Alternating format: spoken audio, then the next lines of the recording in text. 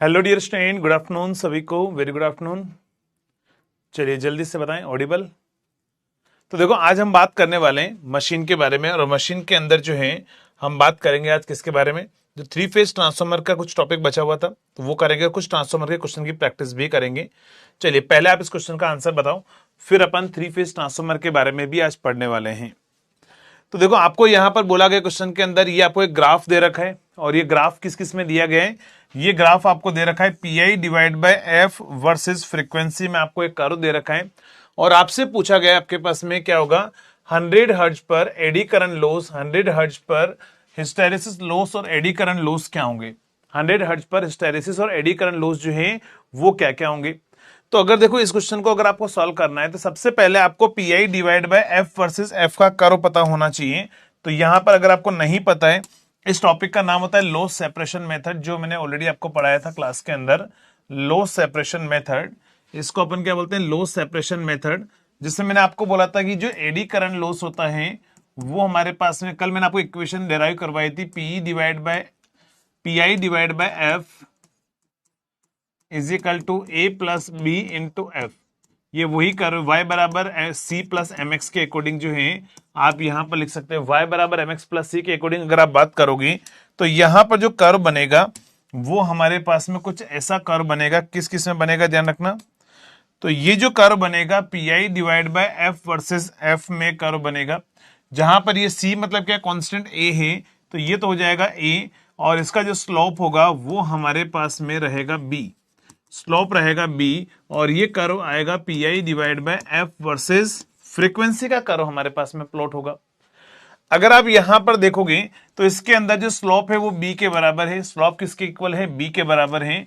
तो यहां पर मैंने आपको ये भी लिखाया था कि जो हिस्टैरिसीस लॉस होते हैं वो ए इंटू एफ होता है, और एडी करंट लॉस जो है वो बी इंटू एफ स्क्वायर हमारे पास में होता है ना। तो ये कर्व आपको दे रखा है। देखो, इस कर्व में अगर आप देखोगे तो आपको यहां पर ए की वैल्यू दे रखी है। ए की वैल्यू कितनी गिवन है क्वेश्चंस के अंदर, 0.01 है। इसका स्लोप भी दिया हुआ है, कितना है, 0.001 है। तो ये क्या है, ये बी की वैल्यू है। तो बस कुछ नहीं, आपको 100 हर्ट्ज पर अगर निकालना है तो आप यहां पर क्या करो, ए की वैल्यू 0.01 है इंटू 100 हर्ट्ज आप कर दो, तो ये आएगा आपके पास में 1.01 इंटू कितना आ जाएगा 1, प्लस यहां पर क्या होगा, पी जो होगा वो कितना है 0.001 इंटू क्या है एफ स्क्वायर। एफ स्क्वायर मतलब क्या होगा, 100 का आप स्क्वायर कर दो, तो यहां पर कितना आएगा 0.001 इंटू 10⁴ हो जाएगा, तो ये 10 बचेगा। तो एडी करंट लॉस 10 आ रहा है और हिस्टैरिसीस लॉस कितना आ रहा है हमारे पास में 1 आ रहा है। तो आप यहां पर देख लो 1 और 10 आपके पास में आंसर रहेगा। 1 और 10 कहां पर दिया हुआ है, डी ऑप्शन में, क्योंकि देखो पहले हिस्टैरिसीस पूछा है तो वो 1 आ रहा है, और नेक्स्ट हमारे पास में क्या है, 10 हमारे पास में आ रहा है। तो आंसर क्या आएगा, आंसर आएगा ऑप्शन डी। क्लियर, जल्दी से बताओ, समझ में आ गया सभी को। तो इस पहले क्वेश्चन का जो आंसर आएगा वो ऑप्शन डी आएगा। अब इस तरह का क्वेश्चन भी वो एग्जाम में बना सकता है, और ऐसे क्वेश्चन भी उसने एग्जाम में बनाए हुए हैं। जल्दी से एक बार कंफर्म करेंगे, सभी को समझ में आ गया। क्या आंसर आएगा, ऑप्शन डी जो है वो करेक्ट आंसर रहेगा। चलिए अगले क्वेश्चन का आप आंसर बताओ, इस क्वेश्चन का आंसर क्या आएगा।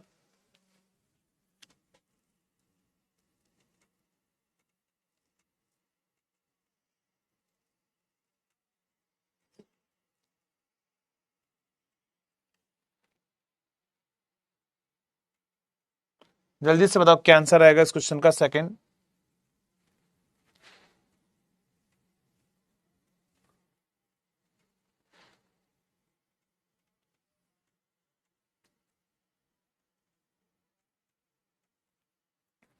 चलिए, तो देखो आपको यहां पर क्या क्वेश्चन पूछा गया है, सेकेंडरी आइडियल ट्रांसफॉर्मर है, सेकेंडरी वाइंडिंग के टर्न कितने हैं, 40 हैं। तो यहां पर N1 by N2, N1/2 N2 हमारे पास में टर्न है। ये बोल रहा है कि मैक्सिमम पावर ट्रांसफर पर, आपको सभी को पता होगा, नेटवर्क में आपने पढ़ा होगा maximum power transfer theorem. Maximum power transfer पर क्या होता है, लोड का इंपेडेंस और थेवेनिन इंपेडेंस दोनों, या थेवेनिन रिएक्टेंस, थेवेनिन रेजिस्टेंस और आपके पास में लोड रेजिस्टेंस बराबर होते हैं। तो आप एक काम कीजिए, पहले इसको उधर रेफर कर दो, है ना, पहले इसको आप उधर रेफर करना पड़ेगा। तो मैंने आपको क्या बोला, जब सेकेंडरी को हम प्राइमरी में रेफर करते हैं तो मैंने बोला था ए स्क्वायर इंटू क्या होगा हमारे पास में जो रेजिस्टेंस है वो हो जाएगा, तो ए स्क्वायर इंटू 2 हो जाएगा। जब आप इसको इधर रेफर करोगे तो रेफर करने के बाद में सर्किट बन जाएगा कुछ इस तरह का। ये सर्किट हो जाएगा कुछ इस तरह से कि यहाँ का 8 ओम है और ये ए स्क्वायर इंटू 2 है। और मैंने क्या बोला कि यहां पर होगा क्या इस केस में, तो हमारे पास में क्या रहेगा, ये दोनों वैल्यू बराबर होनी चाहिए। थेवेनिन मान लो, ये लोड रेजिस्टेंस आप मान लो, तो यानी कि ए स्क्वायर इंटू 2 जो होगा वो 8 के इक्वल होगा। ए स्क्वायर इंटू 2 जो होगा वो 8 के इक्वल होगा। तो ए स्क्वायर की वैल्यू 4 रहेगी, तो ए की वैल्यू आएगी √2 और सभी को सॉरी ए की वैल्यू आएगी √4 यानी 2। ए की वैल्यू आएगी √4 यानी 2 और ए जो होता है मैंने आपको लिखाया था n1/n2 हमारे पास में होता है, तो वो 2 रहेगा। तो यहां से n2 की वैल्यू निकालनी है तो आप n1 डिवाइड बाय 2 कर दो और n1 की वैल्यू कितनी है तो 40 है, तो डिवाइड बाय 2 कर दो तो आंसर आ जाएगा आपके पास में 20 टर्न। कितना आंसर आ रहा है 20 टर्न जो है वो आपके पास में आंसर आ रहा होगा। जल्दी से बताओ यही आ रहा है आपको। नंबर ऑफ टर्न्स किसके पूछे हुए हैं, सेकेंडरी के दे रखे हैं यार, प्राइमरी के पूछे हैं ना, समझना। सेकेंडरी के दे रखे हैं, प्राइमरी के पूछे क्वेश्चन में। If the secondary winding of the ideal transformer has 80 turn, चलिए सेकेंडरी के दे रखे हैं, प्राइमरी के पूछे हैं, तो फिर आप 2 टाइम्स ऑफ n2 करोगे ना, 2 टाइम्स ऑफ n2 करोगे तो 2 इंटू 40 कितना आएगा 80 हमारे पास में आएगा, 80 हमारे पास में आंसर आएगा। तो ध्यान रखना प्राइमरी वाइंडिंग के टर्न आपसे पूछे गए हैं तो आंसर क्या आएगा, सी ऑप्शन आएगा ना, सी आंसर आएगा, क्योंकि उसने किसके पूछे हुए हैं, आंसर आपको प्राइमरी का पूछा हुआ है। क्लियर, क्वेश्चंस में उसने क्या पूछा हुआ है, प्राइमरी के बारे में पूछा गया है, तो प्राइमरी के अकॉर्डिंग जो है आपका आंसर आएगा 80 ऑप्शन सी। नेक्स्ट, चलिए इस क्वेश्चन का आप आंसर बताओ, इस क्वेश्चन का आंसर क्या होगा जल्दी से बताएंगे।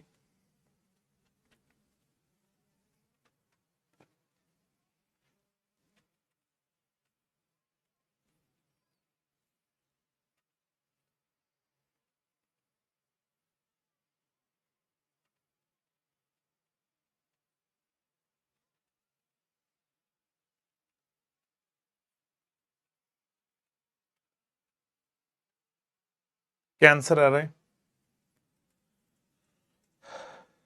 आपसे बोला हुआ इस क्वेश्चन के अंदर, ट्रांसफार्मर के अंदर बोला हुआ है, पहला स्टेटमेंट है magnetising current lags the V1/90 degree. अब ये क्वेश्चन तभी आप कर पाओगे जब आप फेजर डायग्राम आपको पता होना चाहिए ट्रांसफार्मर के लिए। तो देखो ट्रांसफार्मर का फेजर डायग्राम अगर आपको पता है तो बहुत आसानी से आप इस क्वेश्चन का आंसर आप दे सकते हैं। तो कभी कभार वो फेजर से रिलेटेड क्वेश्चन भी आपको थियोरिटिकली बना सकता है, तो मैं यहां पर बता देता हूं किस तरीके से करोगे। अगर वो फेजर डायग्राम अगर आपसे पूछता है तो आप यहां पर लेके चलोगे फ्लक्स φm, यहां पर लोगे मैग्नेटाइजिंग करंट Im, ये हमारे पास में रहेगा IC, ये रहेगा हमारे पास में नो लोड करंट I0, यहां पर वोल्टेज आएगा V1 इज इक्वल टू क्या होगा -E1, ये होगा हमारे पास में E1 इधर, यहां पर होगा E2 और ये होगा हमारे पास में V2। ये हमारे पास में ट्रांसफार्मर का डायग्राम है ना। अब इसने बोला मैग्नेटाइजिंग करंट लेग करेगा 90 डिग्री से, देख सकते हो मैग्नेटाइजिंग करंट V1 से 90 डिग्री से लेग कर रहा है, करेक्ट स्टेटमेंट है, यानी कि ये वाला एकदम सही स्टेटमेंट है, पहला सही है, तो पहला सही है, तो मतलब बी ऑप्शन नहीं हो सकता है। नेक्स्ट बोला है कोर लॉस करंट जो हमारे पास में क्या होगा, लेग्स द V1/90, क्या कोर लॉस करंट लेग करता है क्या, तो अगर आप देखोगे तो कोर लॉस करंट नहीं लेग करता है, कोर लॉस करंट तो सेम फेज में होता है ना, core loss current same phase में होता है, मतलब दूसरा स्टेटमेंट है वो रॉन्ग है। अगर दूसरा स्टेटमेंट रॉन्ग है तो डी आंसर भी नहीं हो सकता है। अगले वाले में आओगे तो एक्साइटिंग करंट जो है वो लेग्स V1/90 डिग्री, नहीं, एक्साइटिंग करंट ये I0 होता है, इसको बोला जाता है एक्साइटिंग करंट, एक्साइटिंग करंट, और एक्साइटिंग करंट जो है वो 90 डिग्री से लेग नहीं करता है, वो लगभग 75 to 85 डिग्री तक वो लेग करता है। तो इसका मतलब है ये स्टेटमेंट भी हमारे पास में रॉन्ग है। कौन सा, थर्ड वाला स्टेटमेंट है रॉन्ग है, थर्ड स्टेटमेंट रॉन्ग है, तो वैसे भी इन दोनों में नहीं दे रखा है। डायरेक्ट आप तो फिफ्थ स्टेटमेंट पढ़ो यार, फोर्थ पढ़ने की जरूरत नहीं, फिफ्थ पढ़ो, टाइम वेस्ट नहीं करना है। फिफ्थ अगर आप देखोगे तो बोल रहा है exciting current legs V1/80 degree, correct statement है, ये एकदम करेक्ट स्टेटमेंट है, तो फिफ्थ भी करेक्ट है, इसका मतलब आंसर ऑप्शन ए आएगा। क्या आंसर आएगा, ऑप्शन ए हमारे पास में आएगा। तो यहां से अगर आप यहां पर देखो, ये दो ऑप्शन वैसे ही एलिमिनेट होने के बाद में आपको फर्स्ट और फोर्थ तो दोनों में कॉमन है, बट यहां पर हमारे पास में जो है पहला ऑप्शन करेक्ट होगा क्योंकि फिफ्थ वाला भी करेक्ट है हमारे पास में। किसी ने आंसर सी भी दिया था, सी आंसर नहीं होगा। कुछ स्टूडेंट का आंसर सी आ रहा है, सी नहीं होगा, आंसर आएगा हमारे पास में ऑप्शन ए। जल्दी से बताओ ये क्लियर है? तो ऐसा क्वेश्चन थ्योरेटिकली वो स्टेटमेंट वाइज में क्वेश्चन बना सकता है, बट हाँ अगर आपको ये फेजर डायग्राम पता है तो आप ये क्वेश्चन बहुत आसानी से कर लोगे ना, बहुत आसानी से बन जाएगा। तो जल्दी से एक बार बता दो, समझ में आ गया? समझ में आ गया सभी को? चलो समझ में आ गया तो अगले क्वेश्चन का आप आंसर दीजिए। नेक्स्ट क्वेश्चन का आंसर क्या होगा?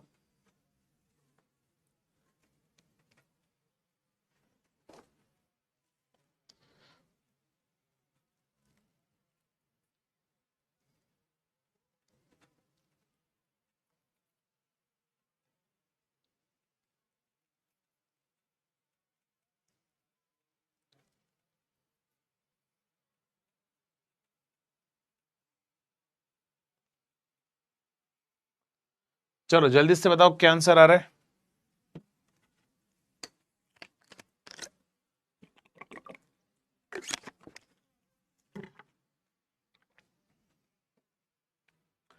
आपसे बोला है कि रिगार्डिंग स्टेटमेंट दे रखे हैं, ओपन सर्किट टेस्ट के रिगार्डिंग स्टेटमेंट आपको दे रखे हैं, आपको आंसर बताना है कौन सा स्टेटमेंट जो है वो करेक्ट है। करेक्ट स्टेटमेंट कौन कौन से हैं? करेक्ट स्टेटमेंट आपको बताना है। चलिए समझना, अगर मैं करेक्ट स्टेटमेंट की अगर मैं बात करूं यहां पर, तो देखो ये पहला क्वेश्चन क्या है, it is proportional, it is performed on LV side. आपको सभी को पता है ओपन सर्किट टेस्ट हम कहां पर करते हैं। तो देखो ओपन सर्किट टेस्ट आपको सभी को पता है कि हम कहां पर करते हैं, हम हमेशा open circuit test LV side में करते हैं, एचवी साइड को हम ओपन रखते हैं। तो पहला स्टेटमेंट एकदम सही है, पहला स्टेटमेंट करेक्ट है, performed on LV side. First correct है, इसका मतलब है ए और डी में से कोई एक आंसर होगा, ए और डी में से एक आंसर होगा कोई भी। अगर हम बात करें दूसरा, ये बोल रहा है कि it is performed as rated current, नहीं, आपको पता है कि ओपन सर्किट टेस्ट में तो सिर्फ नो लोड करंट फ्लो होता है, तो no load current I naught होता है ओनली सिर्फ 2% टू 5%। इसका मतलब दूसरा स्टेटमेंट रॉन्ग है। अगर सेकंड स्टेटमेंट रॉन्ग है तो ये आंसर भी फिर हमारा नहीं हो सकता है। तो ये तो वैसे भी आंसर नहीं है, क्योंकि ये दोनों आंसर वैसे भी नहीं है। अब देखो यहां पर आप है ना एग्जाम में अननेसेसरी अपना टाइम वेस्ट करोगे क्या, आप दूसरे तीसरे चौथे इन स्टेटमेंट को पढ़ोगे, पढ़ने की जरूरत ही नहीं है। जब ये दोनों ऑप्शन एलिमिनेट हो गए तो यहां पर देखो 5, 6, 8 लिखा हुआ है और यहां पर लिखा 5, 7, 8 लिखा हुआ है, यानी 5 और 8 ही पढ़ने की जरूरत नहीं है, सिर्फ 6 और 7 पढ़ लो, आपका क्वेश्चन यहीं पर सॉल्व हो जाएगा। 6 और 7 आप पढ़ लो तो यहां पर आंसर सॉल्व हो जाएगा। लेकिन मैं भी आपको पूरा एक्सप्लेन कर रहा हूं है ना कि क्यों स्टेटमेंट रॉन्ग है।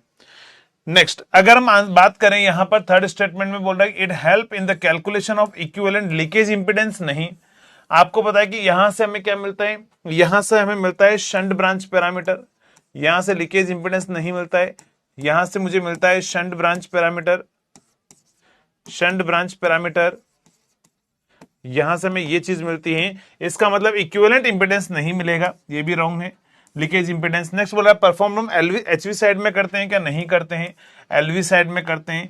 परफॉर्म एट रेटेड वोल्टेज, सही बात है, हम इसको रेटेड वोल्टेज और रेटेड फ्रीक्वेंसी पर परफॉर्म करते हैं। नेक्स्ट अब अगला बोला it gives the magnetising current in core loss current, सही बात है, मैग्नेटाइजिंग करंट आपको पता है यहां से शंट ब्रांच हमें मिलेगी, और शंट ब्रांच अगर हमें मिलेगी तो यहां पर क्या होगा, मैंने आपको बोला ओपन सर्किट टेस्ट में कोर लॉस करंट और मैग्नेटाइजिंग करंट हम निकाल सकते हैं, मिलेगा हमें। तो ये भी करेक्ट स्टेटमेंट है कि इट हेल्प, यहाँ पर 6 statement it gives a magnetising current and core loss current, 6 एकदम सही है। तो 6 एकदम सही है, तब 7 स्टेटमेंट पढ़ लेते हैं क्योंकि 6 करेक्ट है, तो वैसे भी आंसर आपका ऑप्शन ए हो चुका है। 7 बोलेंगे it help in the determination of voltage regulation, नहीं, वोल्टेज रेगुलेशन के लिए हमें सीरीज पैरामीटर चाहिए, वोल्टेज रेगुलेशन के लिए हमें सीरीज पैरामीटर चाहिए, हमें शंट पैरामीटर की रिक्वायरमेंट नहीं होती है वोल्टेज रेगुलेशन में। तो ये आंसर हमारा जो है वो रॉन्ग हो जाएगा। इसका मतलब आंसर क्या आ जाएगा, ऑप्शन ए जो है वो हमारे पास में करेक्ट स्टेटमेंट रहेगा। क्लियर? किसी को किसी भी स्टेटमेंट में अगर डाउट है तो आप पूछ सकते हो ना, कोई सा भी स्टेटमेंट अगर नहीं समझ में आया तो बता दो, और समझ में आ गए हैं तो अगले क्वेश्चन का आंसर बताओ। नेक्स्ट एग्जाम्पल का आंसर क्या होगा बताओ।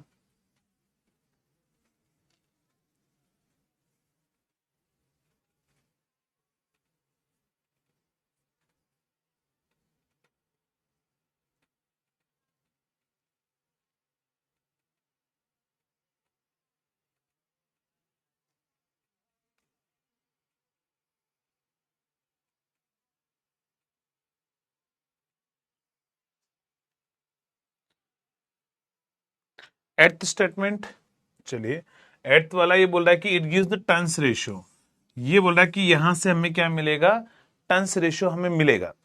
अब देखो टर्न्स रेशियो जो है, वैसे टर्न्स रेशियो मिलता नहीं है कुछ भी, है ना, टर्न्स रेशियो तो यहाँ ओपन सर्किट टेस्ट से थोड़ी ना मिलता है।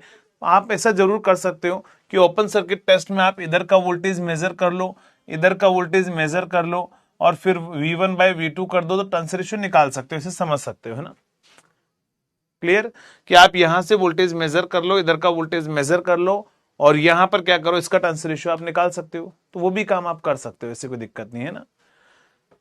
चलो नेक्स्ट, इसका आंसर क्या होगा, डी ऑप्शन, डी ऑप्शन मतलब 247, 247। देखो वैसे सेवंथ स्टेटमेंट आपको पढ़ने की जरूरत ही नहीं है, सेवंथ स्टेटमेंट सभी ऑप्शन में दे रखा है, तो चलो ये तो हो गया हमारे पास में, उसको पढ़ने की रिक्वायरमेंट नहीं है। पहला बोल रहा है यहां पर एचवी साइड शॉर्ट सर्किट होती नहीं, एचवी साइड में तो हम टेस्ट परफॉर्म करते हैं, ऑन एचवी क्या करते हैं अपन, ऑन एचवी टेस्ट परफॉर्म करते हैं ना, test perform, short circuit test के लिए बात कर रहा हूं मैं, टेस्ट परफॉर्म करते हैं। ये बोला prefer it performed on rated current, सही बात है, इसमें रेटेड करंट फ्लो होता है क्योंकि रेटेड कॉपर लॉस हमें मिलेंगे, तो इसका मतलब यहां पर रेटेड करंट जो होगा वो रेटेड कॉपर लॉस आपको मिल जाएंगे, तो यहां से आंसर क्या होगा हमारे पास में, 2 जो हमारे पास में सही है बट फर्स्ट रॉन्ग है, फर्स्ट रॉन्ग है, मतलब ये आंसर आपका हो नहीं सकता है। 2 सही है तो 2 सही है, तो ये भी आपका आंसर नहीं हो सकता है, तो यहां पर इन दोनों में से कोई एक आंसर सही होगा, जिसमें थर्ड स्टेटमेंट आप पढ़ लो, बस उससे पता लग जाएगा। तो थर्ड स्टेटमेंट बोल रहा है it gives the core loss, नहीं कोर लॉस नहीं देता है, ये तो कॉपर लॉस देता है, इसका मतलब आंसर थर्ड, ये वाला भी गलत हो गया, तो आंसर क्या हो जाएगा, ऑप्शन डी हमारे पास में आ जाएगा। तो आंसर तो आ चुका है लेकिन हम सारे स्टेटमेंट फिर से पढ़ लेते हैं ना। ये बोला है एलवी साइड शॉर्ट सर्किट करते हैं, सही बात है, एलवी साइड अपन शॉर्ट सर्किट करते हैं, एचवी साइड में टेस्ट परफॉर्म करते हैं, परफॉर्म एट रेटेड वोल्टेज नहीं, यहां पर हम रिड्यूस वोल्टेज अप्लाई करते हैं, कितना 5% टू 8% अप्लाई करते हैं, 5% टू 8% अप्लाई करते हैं ओनली। नेक्स्ट ये बोला है कि it gives the ohmic loss on the side instrument are connected, ये बोला है ओहमिक लॉस हमें देगा, और नेक्स्ट बोला है हमारे पास में क्या होगा, it help in the calculation of voltage regulation, समझना ये वोल्टेज रेगुलेशन की जो है कैलकुलेशन देगा, लेकिन ये स्टेटमेंट जो है 6 वाला स्टेटमेंट है ये रॉन्ग क्यों है, समझना, ये बोला it gives the ohmic loss on the side instrument are connected, ये बोल रहा है कि ओहमिक लॉस जिस साइड में इंस्ट्रूमेंट कनेक्ट होते हैं क्या वहीं के देता है क्या आंसर, जल्दी से बताओ, क्या ओहमिक लॉस जो देगा ये उसी साइड के ओहमिक लॉस देगा क्या जिस साइड में इंस्ट्रूमेंट कनेक्टेड है, या बोथ साइड के देगा, जल्दी से बताओ,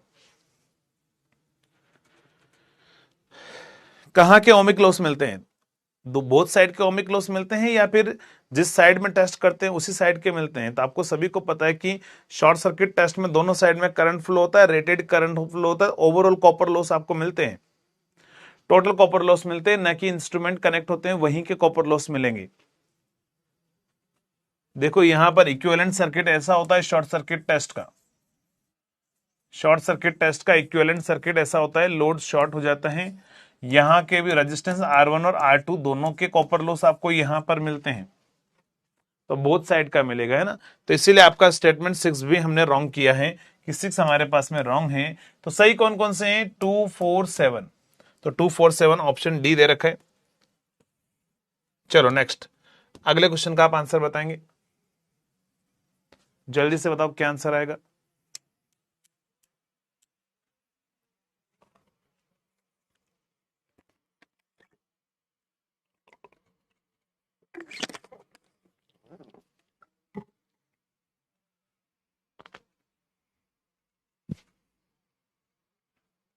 क्या आंसर आ रहा है,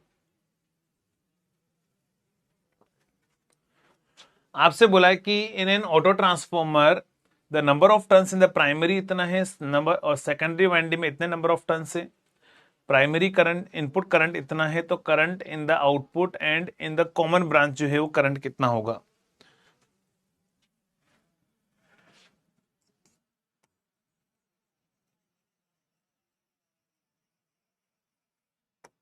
ये हमने ऑटो ट्रांसफॉर्मर बना लिया है, और यहां पर ऑटो ट्रांसफॉर्मर के अंदर जो है उसने क्या बोला है कि ऑटो ट्रांसफॉर्मर के अंदर number of turns in the primary, primary में नंबर ऑफ टर्न्स कितने हैं, 210, तो ये प्राइमरी है, तो यहां के नंबर ऑफ टर्न्स जो है N1 वो है 210, सेकेंडरी के नंबर ऑफ टर्न्स N2 जो है वो कितना है 140 है।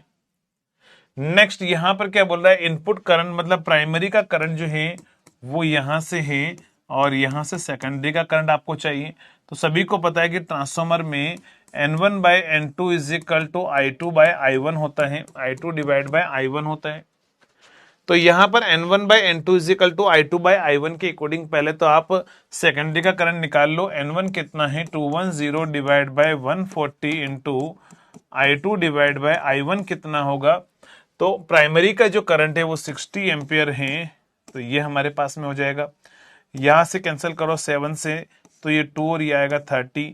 इसको कैंसिल करो 3 से, 3 उधर मल्टीप्लाई कर लो, I2 करंट आएगा 90 एम्पियर। 90 एम्पियर जो है हमारे पास में I2 करंट आ रहा होगा। अब यहां से I2 करंट जो है वो हमारा 90 एम्पियर करंट आएगा। अब आपको सभी को पता है ट्रांसफॉर्मर के रूल से डॉट कन्वेंशन आपको पता ही है कि अगर एक डॉट से करंट एंटर कर रहा है तो दूसरे डॉट से करंट है वो बाहर लीव होगा।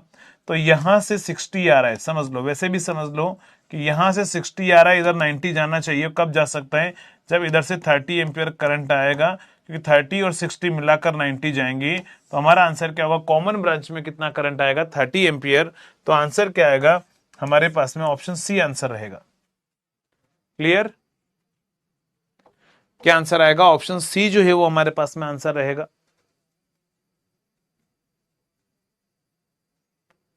सी, ठीक है, चलिए बहुत सही। तो सी आपके पास में आंसर आएगा। नेक्स्ट बढ़ते हैं अगले क्वेश्चन पर, और अगले क्वेश्चन का आप आंसर बताओ।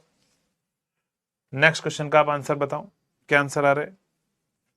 सेम वही क्वेश्चन, उस टाइप का क्वेश्चन अपन वैसे भी कर चुके हैं। आपसे बोला the primary current and power factor.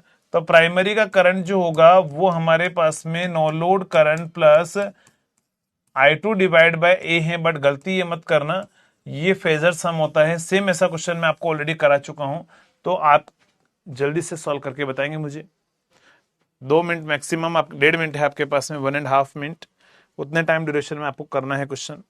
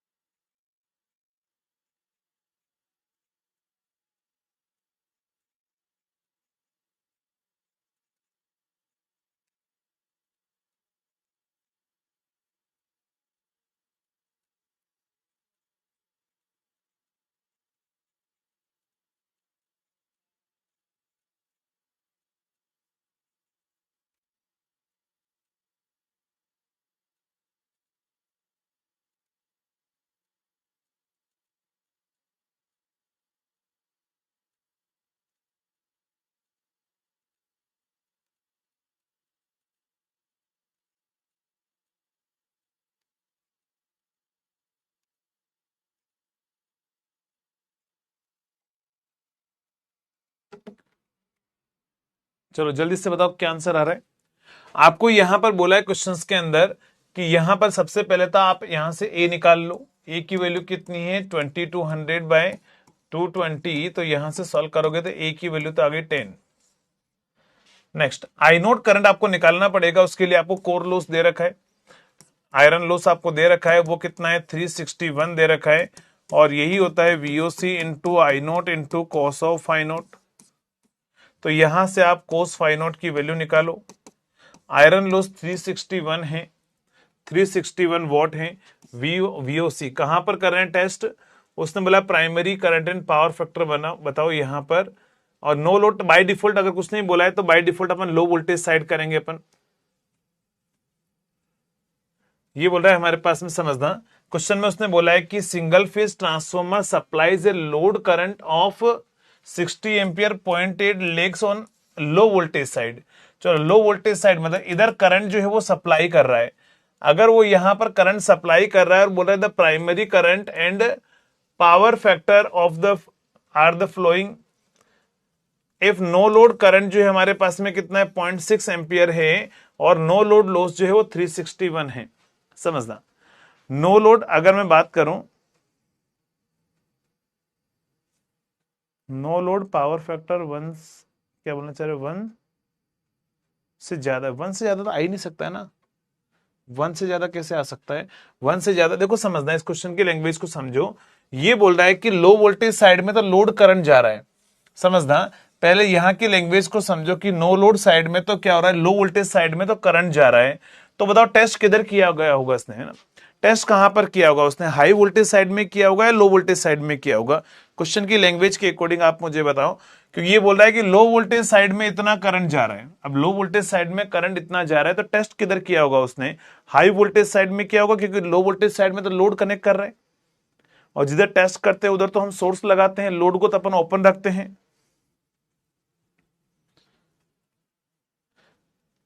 जल्दी से बताओ टेस्ट कहां पर किया है उसने, एचवी साइड में किया है ना, तो क्वेश्चन में उसने यहां पर बोला कि इधर तो मैं लोड लगा रहा हूं, तो ओपन सर्किट टेस्ट में तो लोड ओपन रहता है, क्योंकि नो लोड कंडीशन में तो लोड ओपन रहेगा, तो टेस्ट किधर गया होगा, एचवी साइड में गया होगा ना, टेस्ट एचवी साइड में गया होगा, तो फिर आपको एचवी साइड लेना है, क्योंकि उसने यहां पर मेंशन कर दिया है कि वो लोड इधर कर रहा है ना, लोड जो है वो एलवी साइड में कनेक्ट कर रहा है, तो फिर आपको यहां पर 2200 इंटू 0.6 आपको लेना पड़ेगा। तो क्वेश्चन की लैंग्वेज के अकॉर्डिंग आपको अपना जो है डेटा चेंज करना पड़ेगा। तो यहां पर आप सॉल्व कर लो, कितना आ रहा है आपके पास में, चलिए जल्दी से कोस फाइव नोट से यहां पर फाइव नोट निकाल लो। फाइव नोट की वैल्यू निकालने के बाद में यहां पर जो है आप I2 की वैल्यू कितनी है 60, आई नोट की वैल्यू कितनी 0.6, एंगल निकालना है यहां से मेन, I2 कितना है 60 डिवाइड बाय 10, और लोड का पावर फैक्टर कितना है, लेगिंग है, तो -36.86।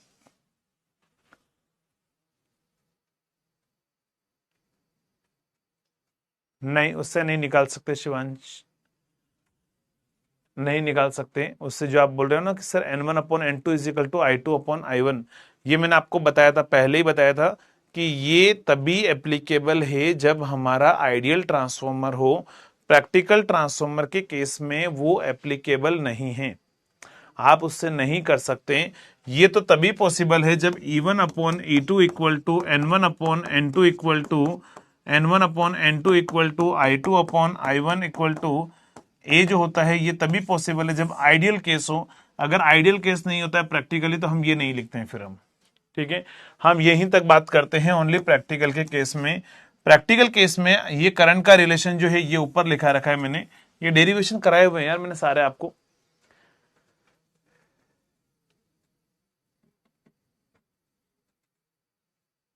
क्या बोल रहे हो, आईटी है मतलब,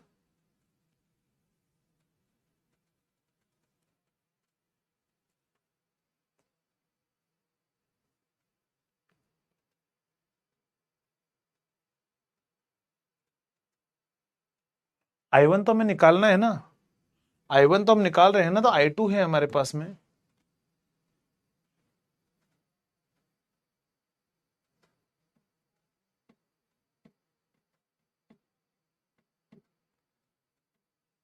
तो ये I2 लिखा हुआ है ना, I1 हमें निकालना है, I2/A हमारे पास में है, हमें बोल रहा है प्राइमरी करंट और प्राइमरी का पावर फैक्टर बताओ,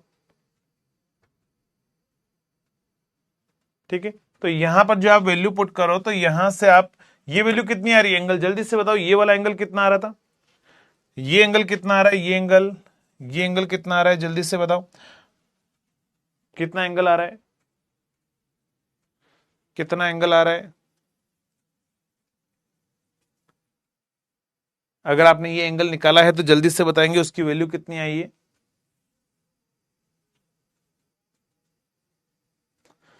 हाँ बेटा वो I1 डैश जो आप लिखते हो ना, वो I1 डैश की वैल्यू I2 डिवाइड बाय ए ही होती है ना, तो वो I2/A ही मैंने लिख रखा है यहाँ पर। कितना आ रहा है 74.15 या 17, चलो तो ये आ रहा है 74.15 या 17 जो भी आ रहा है, आप उसके अकॉर्डिंग यहां पर अब इसको ऐड कर लो, अब इसको ऐड कर लो और मुझे आप आंसर बता दो, आपका आंसर मिल जाएगा। यहां से आप आंसर बता दो जल्दी से क्या आंसर आ रहा है, तो यहां से क्या आएगा 0.6, अब इसको कैलकुलेटर से आपको ऐड करना पड़ेगा, इसको 6 लिख दो, 0.6 और -74.15 प्लस 6 एंगल 36.86, तो यहां से आप जल्दी से आंसर बताओ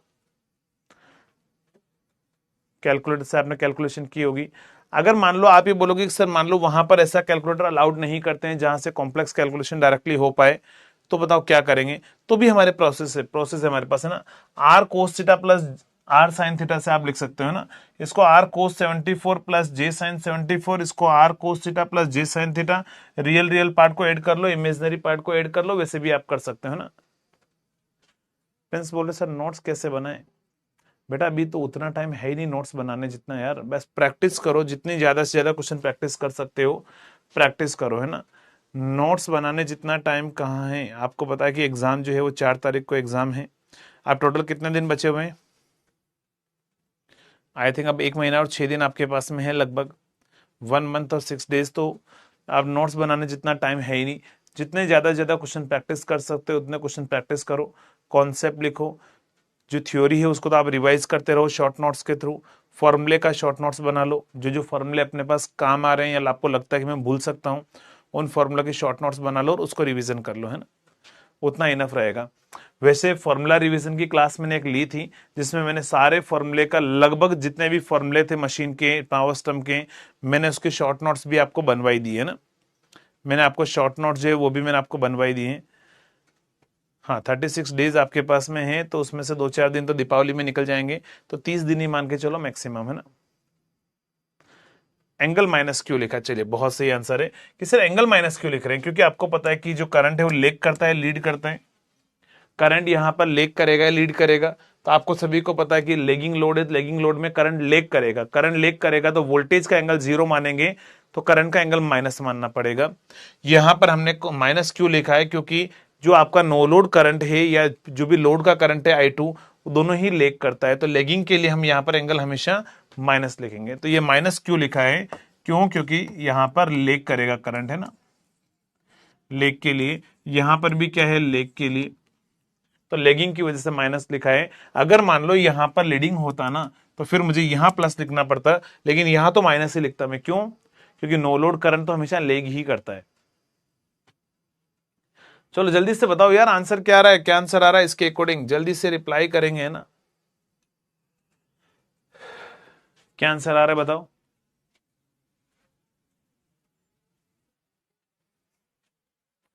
चलो तो इसको आप सॉल्व करना आराम से, अब डिपेंड करता है कि आपकी कैलकुलेशन कितनी अच्छी है कैलकुलेटर से, तो भी आप कर सकते हो। चलो इस क्वेश्चन का आप आंसर बताओ। अभी आज अपन 3 फेज भी पढ़ेंगे ना, 3 फेज वाला जो है वो भी हम पढ़ेंगे, कुछ क्वेश्चन से मेरे पास में लेकर आए वो प्रैक्टिस कर लेते हैं, फिर आज 3 फेज के जितने भी क्वेश्चन आपको पूछे जा सकते हैं वो सारे मैं भी आपको बता दूंगा, है ना।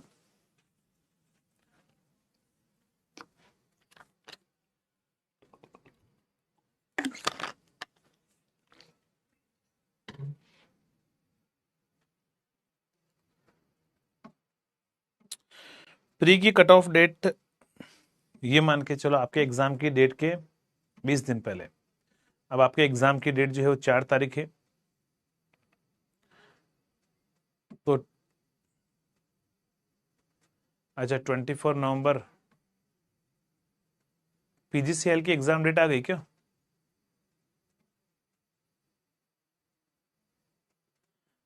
प्री की जो कट ऑफ मतलब डेट है आपके, मतलब जब तक पता है आएगा लगभग मान के चलो 14 तारीख तक, है ना, 14 तारीख तक, लेकिन उस पर तो दीपावली के आसपास ही आएगा, दिवाली के आसपास ही आएगा, दीपावली के जस्ट बाद या जस्ट पहले आ सकता है, 10-15 दिन, 10 दिन मान लो या 15 दिन के अंदर अंदर आपका रिजल्ट आ जाएगा, क्योंकि 20 दिन पहले रिलीज करता है वो, मैक्सिमम 20 या 25 दिन पहले।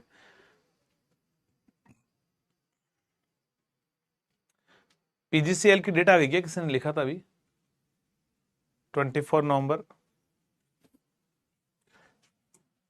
चलो जल्दी से बताओ यहां पर इसका आंसर क्या होगा, ना इस क्वेश्चन का आंसर क्या होगा, जल्दी से सोल्व करो यार, टफ टफ क्वेश्चन आप जल्दी कर लेते हो, इजी क्वेश्चन को आप जो है बहुत लेट करते हो ना, इजी क्वेश्चन है तो बहुत इजी है। देखो यहां पर उसने बोला 45 एम्पियर इधर जा रहा है, ये 230 वोल्ट है, 50 का डिवाइड करो आईएसएच करंट निकालो, तो यहां पर आईएसएच करंट निकालोगे कितना है, 230 डिवाइड बाय 50 आप कर लो, तो यहां से आएगा 4.6, तो ये आएगा 454.6, 454.6, 454.6, ये करंट हमारे पास में आ गया। अब आपको यहां पर क्या बोल रहा है, यहां पर बोल रहा है जनरेटेड ईएमएफ कितना होगा, इज इक्वल टू होगा VT plus IA into R A, VT plus IA into R A, terminal voltage 230 है, आईए करंट आ चुका है आपके पास में 454.6 इंटू 0.1 अगर आप करोगे, ये 0.1 है ना, हिंदी में इसको सही कर देना, 0.1 है, तो यहां से आएगा 45, यानी कि 275.41, ये आपका आंसर आ रहा होगा 275.46। डी आंसर आ रहा होगा, डी आंसर आ रहा होगा। अरे क्या आंसर आ रहा है, जल्दी से बताओ, डी ऑप्शन आ रहा है।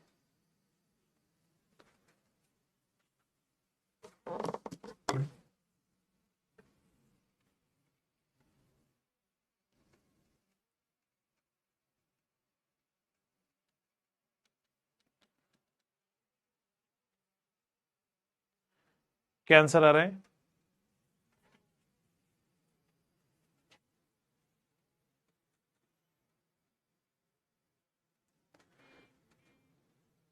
चलो ठीक है,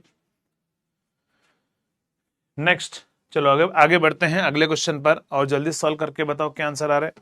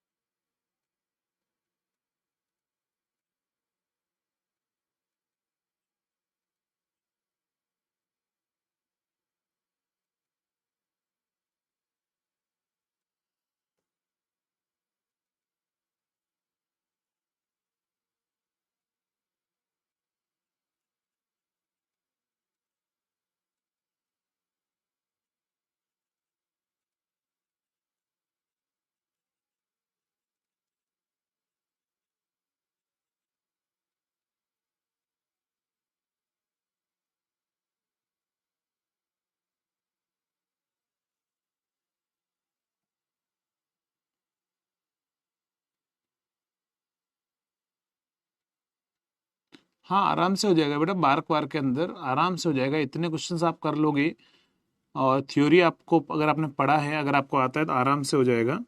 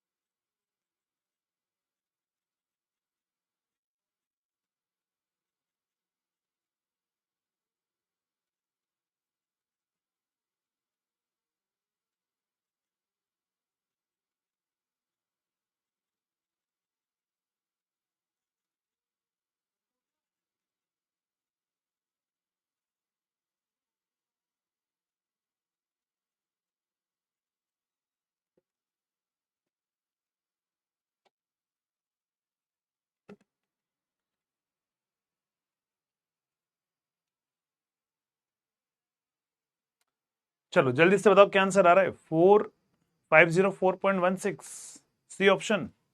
चलिए देखते हैं इसमें क्या आंसर आ रहा है।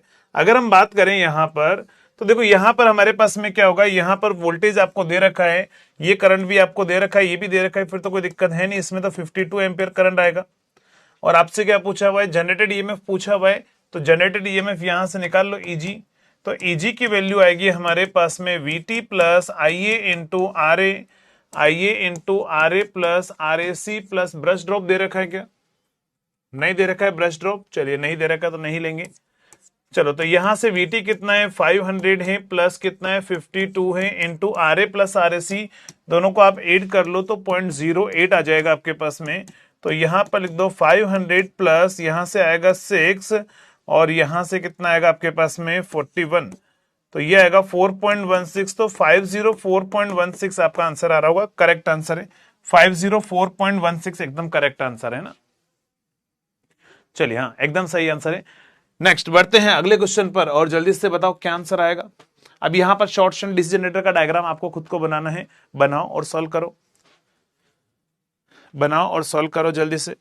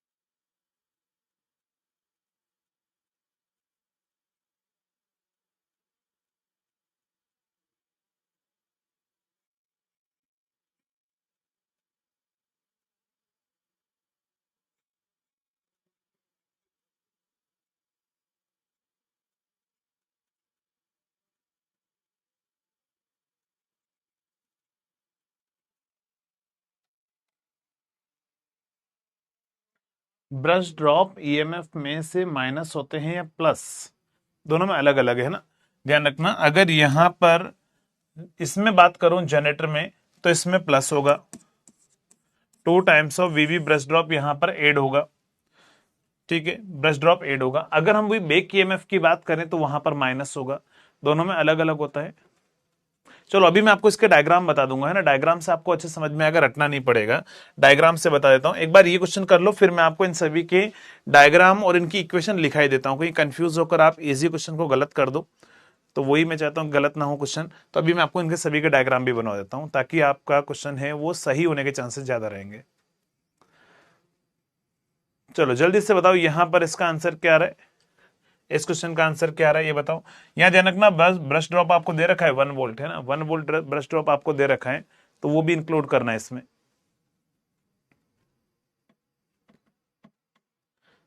चलो जल्दी से बताओ। अच्छा, कल वाला क्वेश्चन मैंने होमवर्क में दिया था, वो आप लोगों ने कर लिया है? 21 आंसर आ रहा था क्या आपका सभी का, ये भी बता दो जल्दी से। 21 आंसर आ रहा है?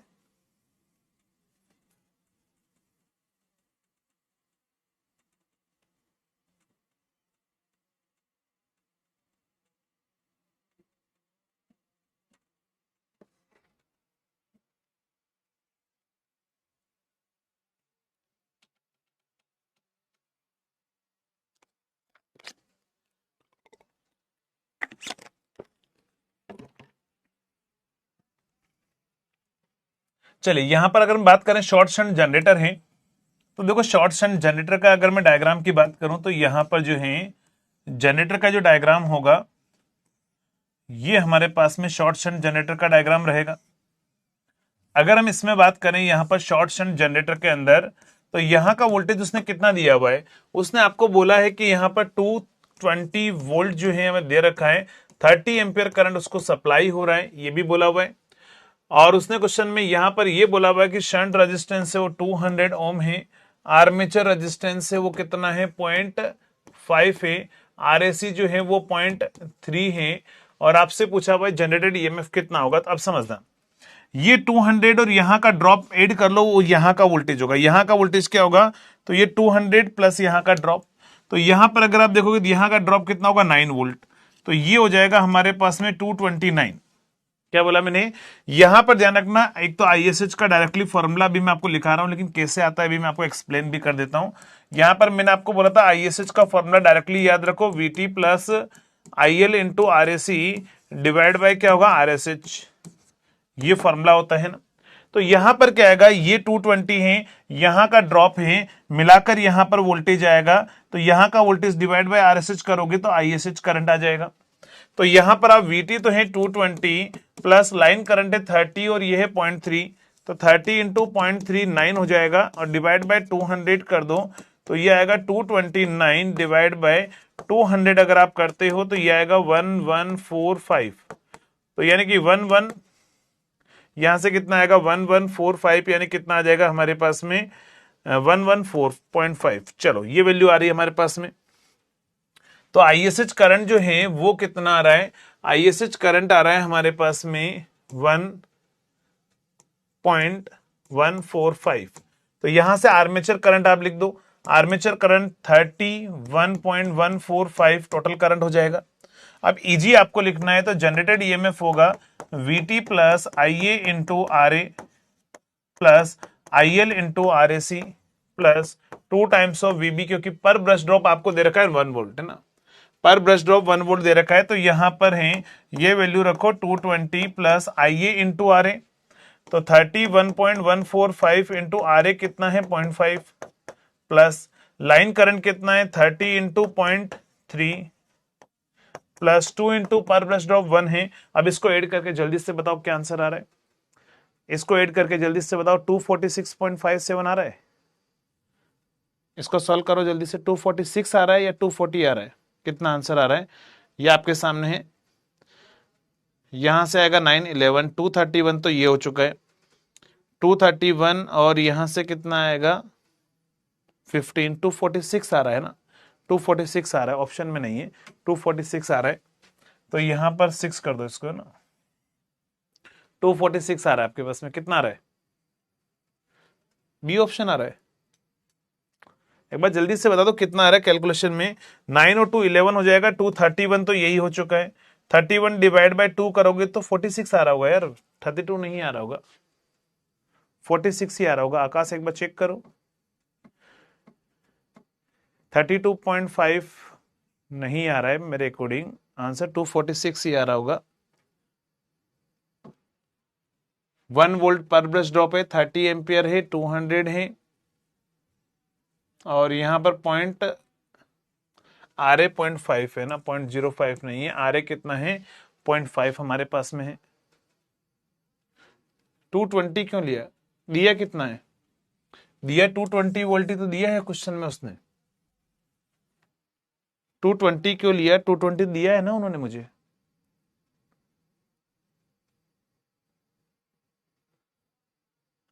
क्लियर, हाँ हिंदी में मैंने सही कर दिया, 0.5 है ना। 220 दोनों में देखो, यहां पर भी 220 ही दे रखा है वोल्टेज, तो 220 और ये भी 220 दे रखा है ना। क्लियर, चलो 246 पॉइंट जो है वो आपका आंसर आएगा, 246 पॉइंट समथिंग आपका आंसर आएगा। चलो नेक्स्ट, अब हम बात करते हैं, मैं आपको रिवीजन कराता हूं। पहले सबसे पहले जितने भी हमारे पास में जनरेटर और मोटर के डायग्राम हैं, ताकि उसमें आप कंफ्यूज ना हो और एग्जाम में क्वेश्चन सही करके आओ, एक ही पेज में सारी चीजें आपको मिल जाए। अच्छा ये तो बताओ यार, अब अगर थोड़ा न्यूमेरिकल में कॉन्फिडेंस आ रहा है नहीं आ रहा है, ट्रांसफॉर्मर और अभी तक डीसी के जितने भी न्यूमेरिकल किए हैं उनमें थोड़ा कॉन्फिडेंस बूस्ट हो रहा है क्या, थोड़ा लग रहा है कि हाँ सर न्यूमेरिकल अब आएगा तो अब हम कर सकते हैं। चलो तो यहां पर हम बात करेंगे शंट जनरेटर की बात करेंगे, और यहां पर हम बात करेंगे शंट मोटर की बात करेंगे। शंट जनरेटर और शंट मोटर, उसके बाद में हम बात करेंगे सीरीज जनरेटर और सीरीज मोटर।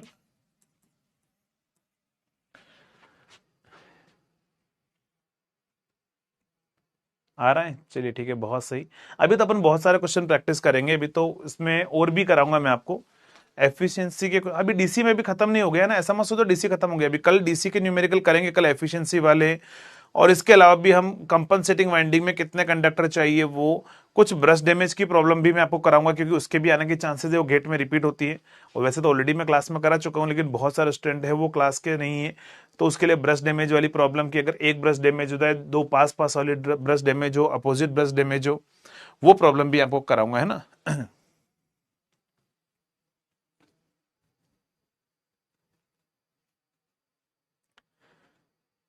चलो कैलकुलेटर समझा देते हैं, कोई दिक्कत नहीं है, समझाता हूं मैं आपको। कैलकुलेटर जो है एक दिन अपन रखते हैं, उसमें मैं आपको कैलकुलेटर पूरा समझा देता हूं कि कैलकुलेटर कैसे चलाना है, कैसे कॉम्प्लेक्स कैलकुलेशन एक साथ में करनी है, हम बात करते हैं ना। चलो यहां पर अगर हम बात करें, समझना, यहां पर जो हमारे पास में क्या आएगा, शंट जनरेटर और शंट मोटर। शंट जनरेटर की अगर मैं बात करूं तो देखो ध्यान रखना, शंट जनरेटर हो या मोटर हो, डायग्राम में उससे कोई फर्क नहीं पड़ेगा, डायग्राम में उससे कोई फर्क नहीं पड़ेगा।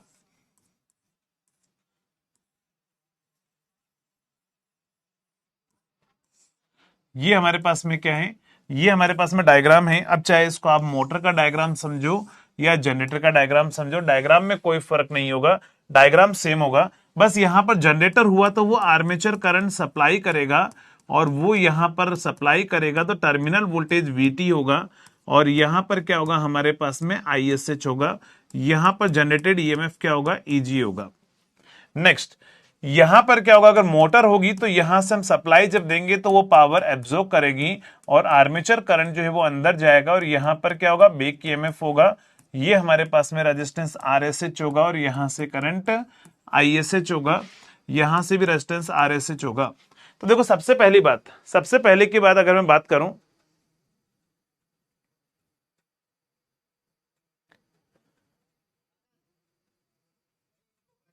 कोई दिक्कत नहीं आकाश, जो जो हो गया आप उसको तो अपन चेंज नहीं कर सकते हैं, लेकिन है ना, लेकिन मैं बोल रहा हूं कि आपके पास में ना कॉन्फिडेंस आपको अभी जरूर आ जाएगा, और जितने मार्क्स में आपका आराम से अगर कट ऑफ निकल गया ना तो सिलेक्शन हो जाएगा।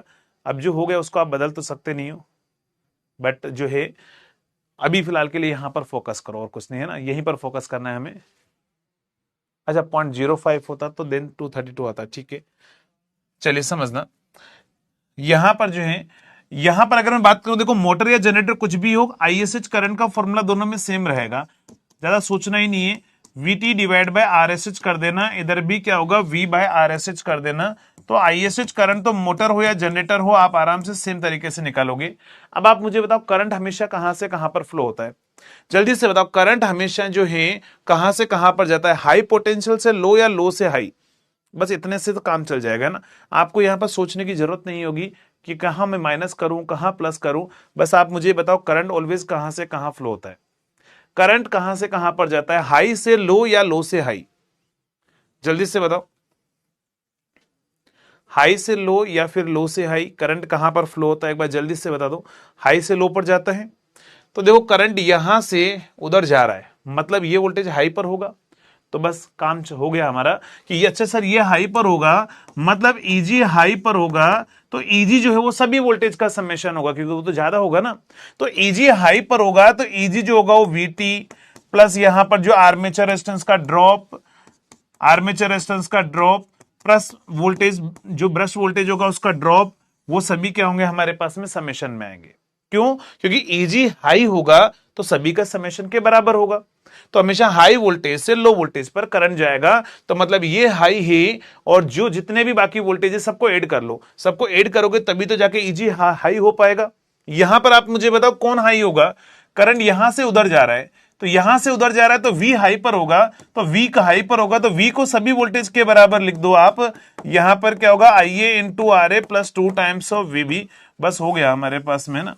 हाई से लो इतना सा याद रखूं, आप इक्वेशन बना सकते हो। अब इसमें आपको यह सोचना नहीं पड़ेगा किसको माइनस करूं मैं, किसको प्लस करूं, कहां पर क्या करना है, हाई से लो पर जाना है, तो ये आपका आंसर आ जाएगा।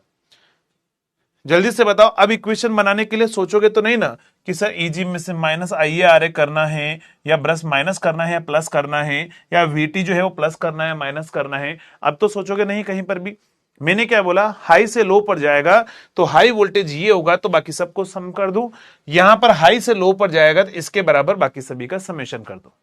तो अब यहां पर अगर बेक ईएमएफ निकालना है तो उसको उधर ले जाके माइनस कर देना, तो हमारे पास में माइनस आ जाएगा, है ना। तो इस तरह से आप इक्वेशन बिना दिमाग लगाए, बिना प्लस माइनस के टेंशन लिए, आप अपना न्यूमेरिकल इक्वेशन में सही तरीके से मतलब अपना डेटा पुट कर सकते हो। बट यहां पर मैक्सिमम टाइम आपको वीटी नहीं पूछता, यहां पर बेक ईएमएफ पूछता है।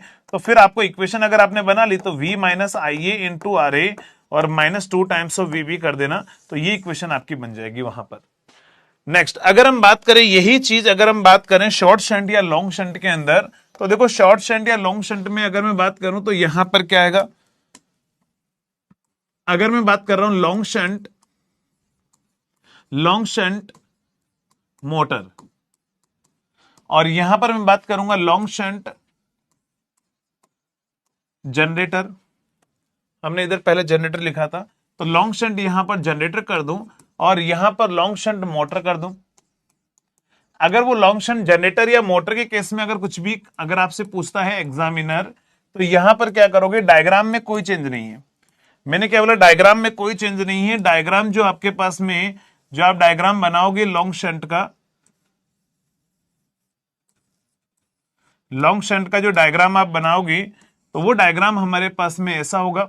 यही सेम डायग्राम किस में जाएगा, तो यही सेम डायग्राम जाएगा हमारे पास में मोटर के अंदर भी। डायग्राम में कोई चेंज नहीं है, बस चेंज इतना सा है कि यहां पर करंट बाहर निकलेगा, सीरीज वाइंडिंग का रेजिस्टेंस और आ जाएगा, आर्मेचर रेजिस्टेंस और होगा, जनरेटर ईएमएफ ईजी होगा, यहां पर टर्मिनल वोल्टेज वीटी होगा, लाइन करंट बाहर जाएगा क्योंकि जनरेटर पावर सप्लाई करता है, ये आईएसएच होगा और ये आरएसएच होगा। यहां पर भी क्या होगा, यहां पर बस पावर एब्जॉर्ब करवा दो ओनली, तो V यहां से लाइन करंट अंदर आएगा, इसमें आर्मेचर करंट अंदर फ्लो होगा, ये आरएससी होगा, ये हमारे पास में बेक ईएमएफ होगा, और यहां पर आईएसएच जाएगा। तो देखो आईएसएच में कोई टेंशन नहीं है, आईएसएच हमारे पास में सेम रहेगा। तो आईएसएच जब भी निकालना हो आप V बाय आरएसएच कर देना, V बाय आरएसएच कर देना।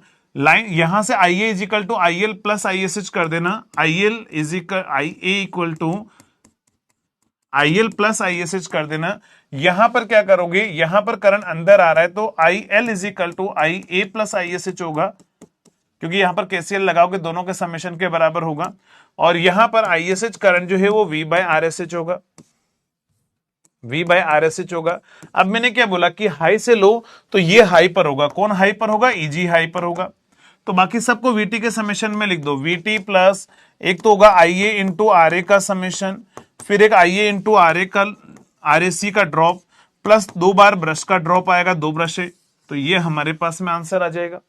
सेम यहां पर लिखोगे तो आप V इज इक्वल टू क्या लिखोगे, EB, और जितने भी ड्रॉप है EB के समेशन लिखोगे, क्योंकि आपके पास में वोल्टेज ज्यादा होगा, तो आप यहां पर 2 टाइम्स ऑफ VB लिख दो।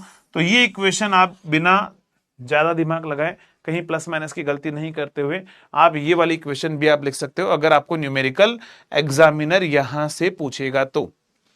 क्लियर? ये आपको समझ में आ गया? कोई डाउट हो तो आप पूछ लेना, है ना। नेक्स्ट इसके बाद में अगर हम बात करें शॉर्ट शंट की, अगर मैं यहां पर बात करता हूं शॉर्ट शंट की, तो देखो शॉर्ट शंट में क्या होगा, शॉर्ट शंट में थोड़ा सा चेंज होगा ओनली, लॉन्ग शंट नहीं, यहां पर आएगा हमारे पास में शॉर्ट शंट, शॉर्ट शंट, और यहां पर भी क्या आएगा, ये हमारे पास में होगा शॉर्ट शंट। अगर मैं शॉर्ट शंट की अगर मैं बात करूं तो यहां पर जो है, यहां पर क्या आएगा, ध्यान रखना, ये जो शंट है हम इतना बड़ा नहीं करके हम शंट यहां पर फील्ड वाइंडिंग लगाएंगे, और हम यहां पर भी इतना बड़ा यूज नहीं करके हम यहां पर शॉर्ट में शंट करेंगे, तो यहां पर हमारे पास में क्या होगा, ये शॉर्ट शंट होगा और ये RSH हो जाएगा। ये डायग्राम हमारे पास में बनेंगे, ये होगा RSH और यहां पर करंट आएगा ISH, यहां पर करंट जो आएगा वो आएगा ISH। चलो तो देखो यहां पर, अब यहां पर क्या चेंज आएगा, देखो चेंज क्या आ रहा है समझना। अगर मैं बात करूं इन दोनों इक्वेशन में तो कोई चेंज नहीं है, ये दोनों इक्वेशन हमारे पास में सेम रहेगा।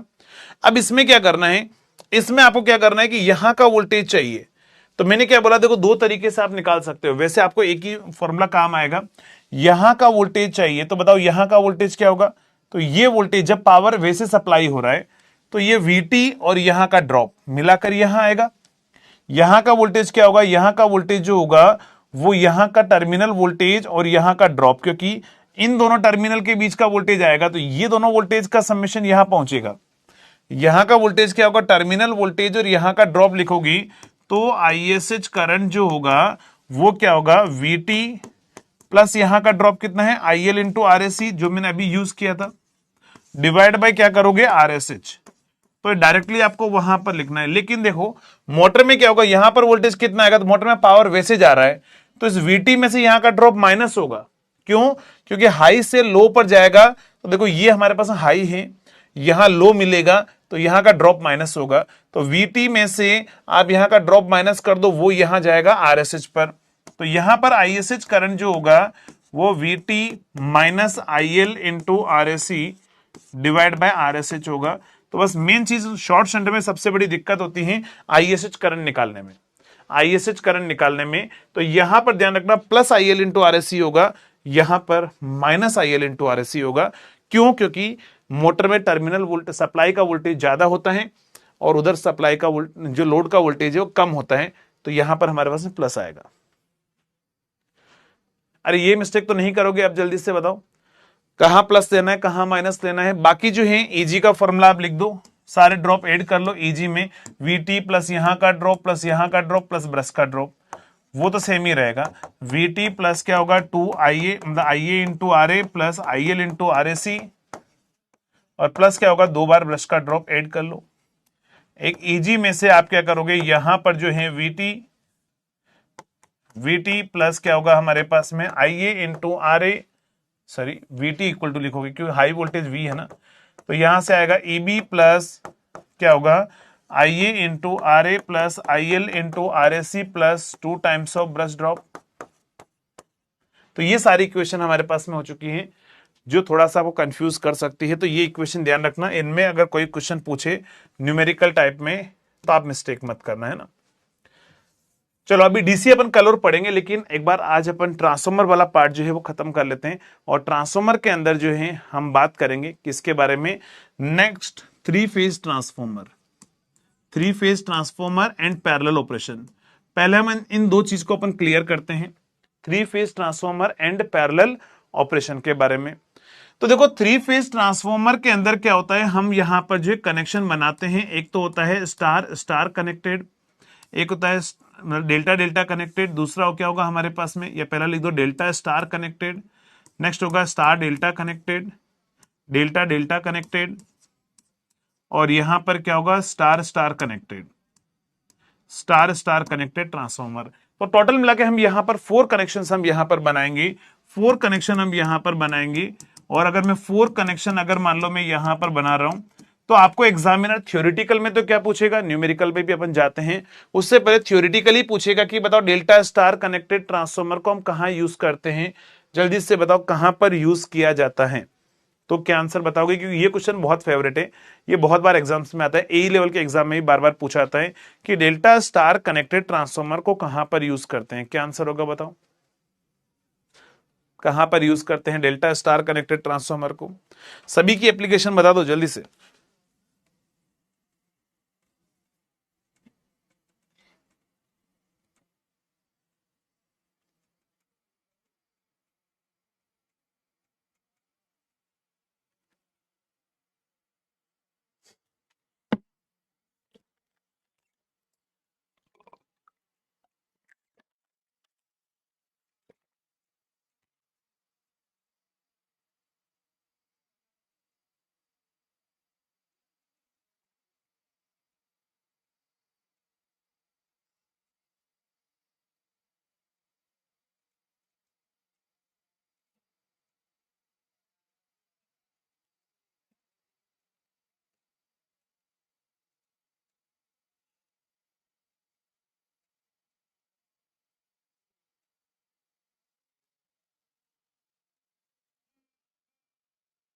चलिए दो जगह हम यूज करते हैं, step up and secondary distribution, सही आंसर है।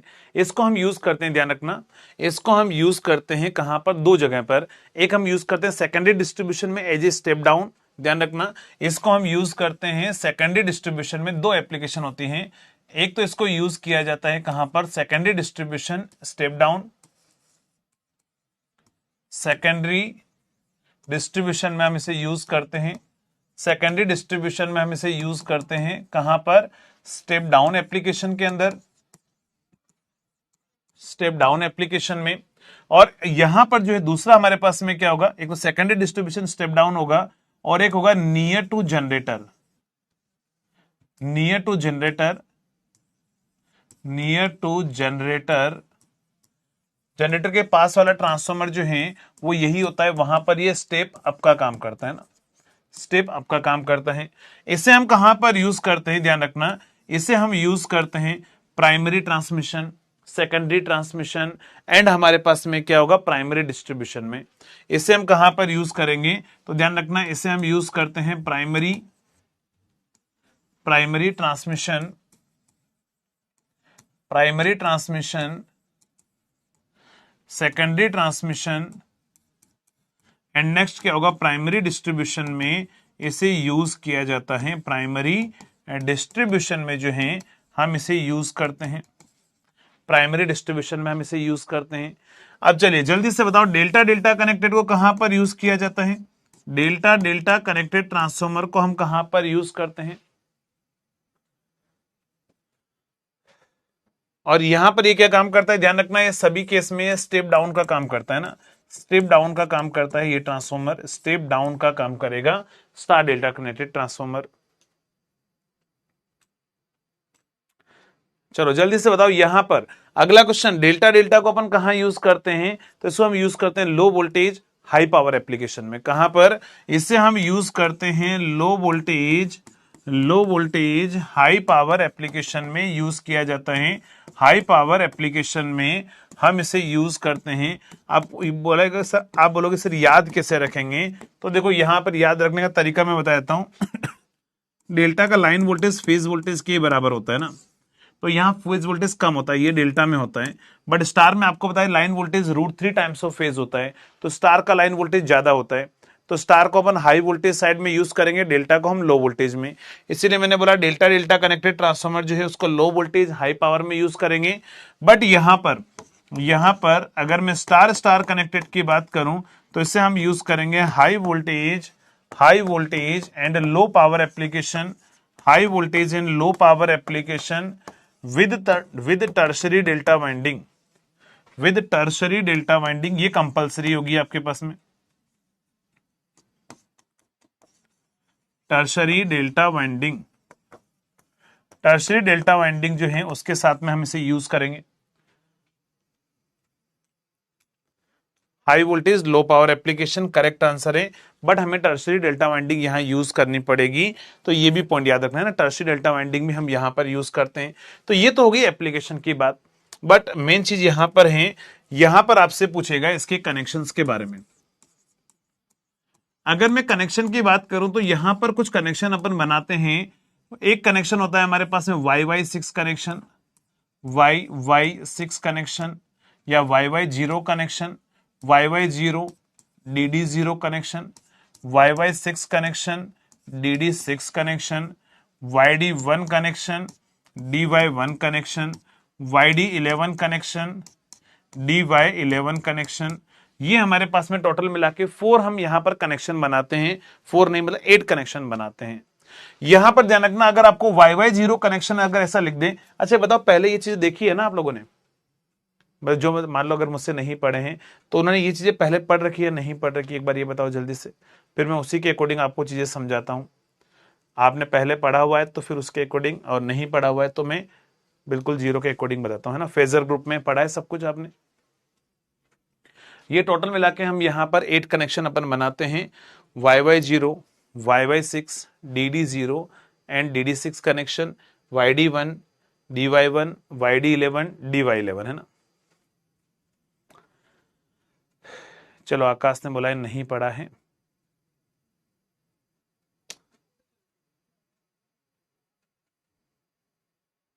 ठीक है चलो कोई दिक्कत नहीं, वापस रिवीजन हो जाएगा जिन्होंने पढ़ा है। जिन्होंने नहीं पढ़ा है कोई दिक्कत नहीं, कोशिश करना समझना, यहाँ पर कंसंट्रेट करना।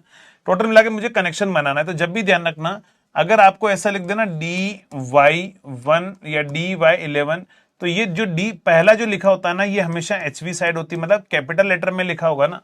ABCD में जो कैपिटल लेटर में लिखा होगा वो हमारे पास में हाई वोल्टेज साइड है। अगर जो स्मॉल लेटर में लिखा होगा वो हमारे पास में लो वोल्टेज साइड होता है। बड़े अक्षर में लिखा हुआ है हाई वोल्टेज है, और यहां पर क्या है, लो वोल्टेज साइड है। तो ये HV साइड है, हाई वोल्टेज साइड, और ये हमारे पास में LV साइड है, और ये होता है क्लॉक फेस। इसको अपन क्या बोलते हैं, इसको हम बोलते हैं क्लॉक फेस, क्लॉक फेस। यहां पर इसका मतलब क्या हुआ, कहने का मतलब, इसका मतलब ये कि हाई वोल्टेज साइड में डेल्टा बनाना है, लो वोल्टेज साइड में स्टार बनाना है, और क्लॉक फेस कहां रखना है, 1 o'clock पर रखना है ना। तो देखो यहां पर अगर मैं बात करूं YD1, अब ये क्लॉक फेस क्या है, क्लॉक फेस कुछ नहीं, क्लॉक मतलब होता है घड़ी। घड़ी आप सभी लोगों ने देखी होगी, और घड़ी में आपको पता है यहां पर क्या बजते हैं, यहां पर 12 o'clock होता है, यहां पर क्या होता है 1 o'clock होता है, यहां पर 6 o'clock होता है, यहां पर 11 o'clock होता है। तो ये जो मैंने लिख रखा है ना, ये 6, 1, 11, ये कुछ नहीं, ये क्लॉक का है ना, क्लॉक के बारे में बता रखा है मैंने। और ये जीरो क्या होता है, तो आपको पता है घड़ी में जीरो कहां बजते हैं, तो 12 o'clock को ही अपन जीरो क्लॉक भी बोलते हैं। जब 12 बजती है तो घड़ी में 0 हो जाते हैं ना, तो यहां पर 0 o'clock मतलब 12 o'clock ही होगा। तो ये क्लॉक का फेस है, इसको अपन न्यूट्रलाइज करेंगे यहां पर। लेकिन अगर मैं बात करूं, समझना, यहां पर अगर मुझे कनेक्शन बनाने हैं, अगर मान लो मुझे कनेक्शन बनाने हैं, देखो एग्जामिनर कनेक्शन बनाना पूछेगा नहीं, एग्जामिनर कनेक्शन बनाना नहीं पूछेगा। एग्जामिनर कनेक्शन देकर आपसे ये पूछेगा, एग्जामिनर कनेक्शन बनाना नहीं पूछेगा। एग्जामिनर कनेक्शन देकर जो है आपसे ये पूछेगा कि बताओ ये कनेक्शन कौन सा है, समझना क्वेश्चन। लेकिन वो पहले तभी पता लगेगा ना जब आपको कनेक्शन बनाना आएगा, तो ही आप कनेक्शन के बारे में जो है आप बता सकते हैं। वैसे मुझे लगता नहीं कि उतने हाई लेवल तक कनेक्शन के लिए वो ऊपर तक जाएगा, उतने हाई लेवल तक कनेक्शन के लिए आगे जाएगा। लेकिन हाँ, कनेक्शन जो है आपको बनाना आना चाहिए, थोड़ा बहुत आइडिया होना चाहिए। अगर बाई चांस क्वेश्चन दे दे तो आप एटलीस्ट वहां पर कर पाओ, है ना। तो समझना, यहां पर अगर इसके कनेक्शन बनाने हैं तो कनेक्शन बनाने के रूल होते हैं कुछ, है ना। कनेक्शन बनाने के यहां पर क्या होते हैं, कुछ रूल होते हैं। रूल क्या होते हैं, तो यहां पर रूल्स में आपको बताता हूं, रूल फॉर फेजर, ठीक है। रूल फॉर फेजर, फेजर के रूल क्या होते हैं, तो रूल हमारे पास में पहला रूल यहां पर ये रहेगा कि HV साइड, ध्यान रखना, high voltage side, HV side HV side हमारे पास में क्या होगा, A to N phasor, A to N phasor, A to N phasor हमेशा कहां पर होगा, 12 ओ क्लॉक पर होगा, 12 ओ क्लॉक पर होगा। तो देखो HV साइड का जो फेजर है वो हमेशा कहां पर रहेगा, 12 पर रहेगा। तो HV साइड का फेजर अगर अपने आपको बनाना है तो पहला रूल बोलता है कि हमेशा 12 12 घड़ी में कहां बसते हैं, 12 सबसे ऊपर, तो वहां पर हमारा A टू N फेजर होना चाहिए, लेकिन क्या करना, HV साइड का, LV साइड का नहीं। दूसरा हमारे पास में रूल ये होता है कि HV साइड के line terminal, HV side line terminal, line terminal taken from A2, taken from A2, HV side का लाइन टर्मिनल जो है वो हमेशा कहां से लिया जाएगा, HV साइड का लाइन टर्मिनल हमेशा A2 से लिया जाएगा। इन सब मतलब क्या, मैं आपको समझाता हूं। थर्ड रूल मैं आपको लिखा देता हूं, यहां पर थर्ड रूल होगा, फेज सीक्वेंस हमेशा क्या होगा, फेज सीक्वेंस ऑलवेज क्या होना चाहिए हमारे पास में, ABC होगा या RYB होगा, कुछ भी लिख दो। नेक्स्ट फोर्थ हमारे पास में क्या होगा, on LV side, on LV side VA to A1 in phase with, in phase with V capital A to A1 होना चाहिए। और अगले पर मैं बात करूं तो in case of delta delta connection, in case of delta delta connection, delta delta connection क्या होना चाहिए हमारे पास में, ध्यान रखना, in case of delta delta connection A1 B2 पर जाएगा, B1 C2 पर जाएगा एंड C1 जो है वो A2 पर जाएगा। इसका मतलब क्या है, इन सभी रूल का मैं आपको समझाता हूं, है ना, समझना। सबसे पहला अगर मान लो मुझे बोल दे, मुझे बोल देगा कनेक्शन बनाना है, मुझे बोल दे YY6 कनेक्शन बनाना है, समझना, या YY0 कनेक्शन बनाना है, YY0 कनेक्शन बनाना है, तो मुझे यहां पर दिख रहा है कि HV साइड में मुझे स्टार बनाना है और Y का मतलब LV साइड में भी मुझे स्टार बनाना है। HV में भी स्टार बनेगा, LV में भी स्टार बनेगा, LV में भी क्या बनेगा, स्टार बनाना है। और 3 फेज कनेक्शन, 3 फेज में क्या होगा, तो 3 फेज में ये हमारा एक फेज होगा, HV साइड के 3 फेज होंगे, ये HV साइड के 3 फेज हैं और 3 फेज यहां पर और आ गए हमारे पास में, तो ये टोटल मिला के 6 फेज हो गया। मतलब 3 फेज कनेक्शन बनाना है तो ये इधर वाला HV साइड है और ये इधर वाला क्या है, LV साइड है। आप मुझे बता, एक फेज में 2 टर्मिनल होते हैं, A2 और A1, नेक्स्ट होगा B2 और B1, नेक्स्ट होगा C2 और C1। यहां पर क्या होगा, A2 एंड A1, नेक्स्ट यहां पर होगा B2 एंड B1, नेक्स्ट यहां पर होगा C2 एंड C1। ये मैंने क्या किया है, ये मैंने यहां पर जो है फेजर बना दिए और कुछ नहीं, 3 फेज उधर के 3 फेज इधर के, 6 फेज हमारे पास में है। तो देखो यहां पर समझना, अगर आप यहां पर देखोगे तो ये हमारा पूरा HV साइड है, ये हमारा पूरा क्या है, LV साइड है। और मैंने क्या बोला, YY0 कनेक्शन बनाना है। तो बताओ पहला रूल क्या होता है, पहला रूल क्या होता है, सबसे पहला रूल होता है कि HV साइड का A टू N फेजर 12 पर होना चाहिए। N यहां पर क्या है, ध्यान रखना, N यहां पर जो है पहले रूल में N मतलब न्यूट्रल, न्यूट्रल, और सभी को पता है कि स्टार में एक पॉइंट न्यूट्रल भी होता है। तो सबसे पहला ये बोल रहा है कि A टू N फेजर जो है, समझना, A टू N फेजर जो है वो 12 पर होना चाहिए। मतलब ये न्यूट्रल है, ये हमारा A फेजर है, वो हमारे पास में A टू N फेजर 12 पर होना चाहिए। और HV साइड का लाइन टर्मिनल ध्यान रखना, वो भी हमेशा 12 से ही लिया जाता है। और कहां से लिया जाता है, तो दूसरा मैंने आपको बोला कि HV साइड का लाइन टर्मिनल, दूसरा रूल देखो, HV साइड का लाइन टर्मिनल हमेशा A2 से लेंगे। अब आप बोलोगे सर लाइन टर्मिनल का मतलब क्या है, अरे ये ट्रांसफॉर्मर है, समझना, ये हमारा ट्रांसफॉर्मर है, ये हमारा क्या है, ये ट्रांसफॉर्मर है। और इस ट्रांसफॉर्मर से टर्मिनल बाहर निकलेंगे ना, जो आकर कनेक्ट होंगे ट्रांसफॉर्मर से, तो वो A2 से आकर कनेक्ट होंगे। इसका मतलब, मेरा कहने का मतलब, कनेक्शन A2 से होगा HV साइड में। अगर A2 से और B2 से और C2 से कनेक्शन होगा, तो मैंने क्या बोला कि HV साइड का लाइन टर्मिनल A2 से लिया जाएगा और A1 न्यूट्रल पर आएगा। फिर ये फेज A हो गया, तो दूसरा फेज क्या होगा, B, और थर्ड फेज क्या होगा, C। यहां पर क्या आएगा, ये फेज हमारे पास में रहेगा B2, ये रहेगा B1, ये रहेगा C2, ये रहेगा C1। ऐसा क्यों? क्योंकि फेज सीक्वेंस ABC होना चाहिए। फेज सीक्वेंस क्या होना चाहिए? ABC होना चाहिए। तो यहां पर अगर आप देखोगे तो कनेक्शन अगर आप बनाना सीख रहे हो ना, तो यहां पर दिख रहा है कि A1 B1 C1 तो न्यूट्रल पे आ रहे हैं। तो A1 B1 C1 जो है वो न्यूट्रल पे हमारे पास में आएगा। A1 B1 C1 न्यूट्रल पे हमारे पास में आएगा। तो ऐसे कनेक्शन बनते हैं, मतलब कनेक्शन हम इस तरीके से बनाते हैं और कुछ नहीं है। तो यहां पर अगर मैं बात करूं, अब LV साइड में ध्यान रखना, ये जो लिखा हुआ है ना, ये जीरो, ये जीरो होता है LV का क्लॉक फेज। किसका है बताओ? LV clock phase. LV का जो टर्मिनल कहां से लेना है वो यहां से बताएगा। तो ये बोल रहा है कि LV का टर्मिनल भी 12 o'clock से लो। ठीक है, LV का टर्मिनल है वो भी 12 o'clock से लो। लेकिन देखो, पहला रूल मैंने यूज किया, A2N फेज 12 पर बनाया। दूसरा रूल मैंने टर्मिनल A2 से लिया। तीसरा रूल क्या है? फेज सीक्वेंस मैंने ABC रखा। फोर्थ पॉइंट क्या है? तो LV साइड जो है में जो A2 A1 होगा और HV साइड में जो A2 A1 होगा, दोनों सेम फेज में होंगे। सेम फेज का मतलब क्या है समझना। अगर मान लो ये A2 और ये A1 है, तो जब आप इसको ऊपर बनाओगे तो ये हमारा स्मॉल A2 होगा और ये हमारा स्मॉल A1 होगा, दोनों सेम फेज में होंगे। वो A2 A1 है तो ये भी A2 और ये A1 होगा। और LV साइड का टर्मिनल कहां से लेना है? तो उसने क्या बोला? LV का क्लॉक फेज जीरो, जीरो मतलब 12 से ही लेना है। तो LV का टर्मिनल भी यहीं से लेना है, ऊपर से। तो ये न्यूट्रल पर जाएगा और कुछ नहीं है। तो ये हमारे पास में कनेक्शन बनेंगे। स्टार बनाना है, स्टार बना दिया। तो ये हमारे पास B2, ये हमारे पास B1 होगा, ये C2 और ये C1 होगा।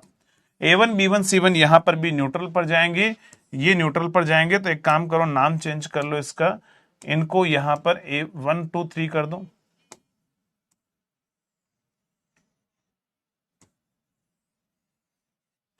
तो यहां पर अगर मैं बात करूं तो ये आएगा हमारे पास A1 B1 C1 A2 B2 C2। तो इनसे टर्मिनल बाहर निकलेंगे और यहां से क्या आएगा? न्यूट्रल पर जाएगा। तो ये कनेक्शन हमारे पास में बनेगा। लेकिन मैं आपको ये बोलना चाह रहा हूं कि एक्चुअली ये कनेक्शन पूछने के चांसेस थोड़े से कम हैं। समझना, आपको कनेक्शन पूछने के चांसेस थोड़े से कम हैं। इतना डीप में वो क्वेश्चन में नहीं जाएगा, क्योंकि इसको स्ट्रॉन्ग करने में भी आपको सभी को पता है कम से कम 4-5 घंटे तो अपन सिर्फ इसी को पढ़ते हैं। ऐसा कनेक्शन बनेगा। मैं बोल रहा हूं कि क्वेश्चन अगर आपको पूछे एटलीस्ट की इजी क्वेश्चन पूछे, वो तो आप एटलीस्ट कर पाओ। तो क्वेश्चन आपको पता है क्या पूछेगा? क्वेश्चन बस आपको ये पूछेगा कि यहां पर क्वेश्चन ऐसा दे देगा, क्वेश्चन आपको ऐसा दे देगा, आपको एग्जामिनर ये बोलेगा कि बताओ YD1 कनेक्शन है, बताओ ये जो कनेक्शन है वो 30 डिग्री लेग कनेक्शन है या 30 डिग्री लीड कनेक्शन है। आप मुझे बताओ बस इसका आंसर क्या होगा। आपसे बोलेगा YD1 कनेक्शन जो है वो किस टाइप का कनेक्शन है, 30 डिग्री लेग है या 30 डिग्री लीड कनेक्शन है। क्या आंसर होगा बताओ? चलो जल्दी से बताओ।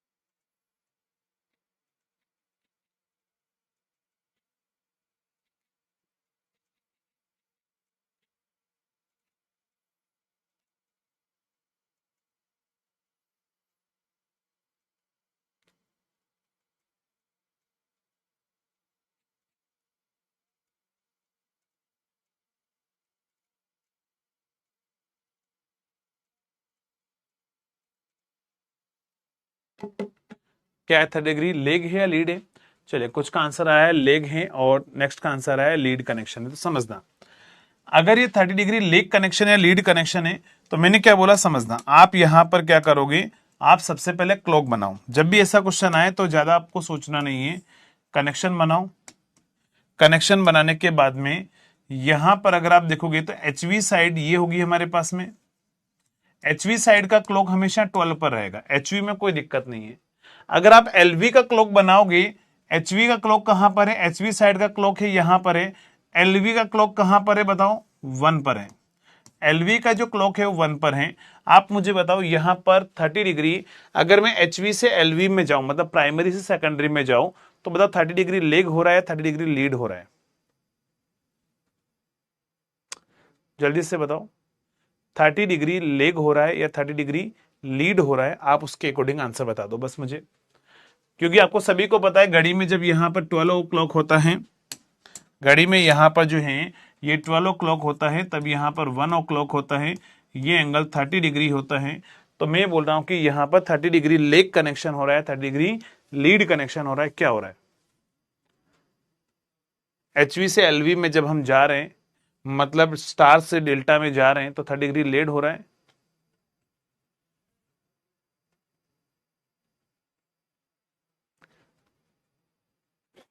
चलो समझना, एक जो चीज आप यहां से देख सकते हो, एक और चीज मैं आपको बताता हूं, है ना, समझना। एक तो वाई डी 1 मैंने बोला है ना, एक मैं आपको बोल रहा हूं वाई डी 11, वाई डी 11, ठीक है, वाई डी 11 कनेक्शन है। तो वाई डी 11 कनेक्शन में अगर हम बात करें, तो यहां पर जो है ये हमारे पास में क्या होगा, ये हमारे पास में एचवी साइड होगी, और डेल्टा जो है वो कहां पर होगा, 11 ओ क्लॉक पर रहेगा, एलवी साइड इधर रहेगी, और ये 30 डिग्री होगा हमारे पास में कनेक्शन।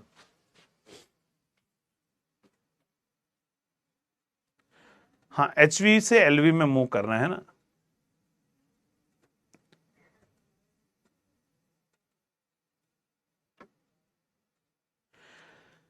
अगर आप एचवी से एलवी में मूव करके देखते हो तो क्या होगा,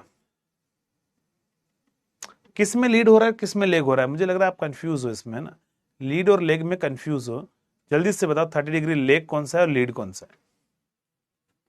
अगर आप एचवी से एलवी मतलब प्राइमरी से सेकेंडरी में जाओगे, यार सिंपली बात यह है कि आप प्राइमरी से सेकेंडरी में आप जा रहे हो, 30 डिग्री लेग और 30 डिग्री लीड में आपको बताना है कौन सा कनेक्शन है।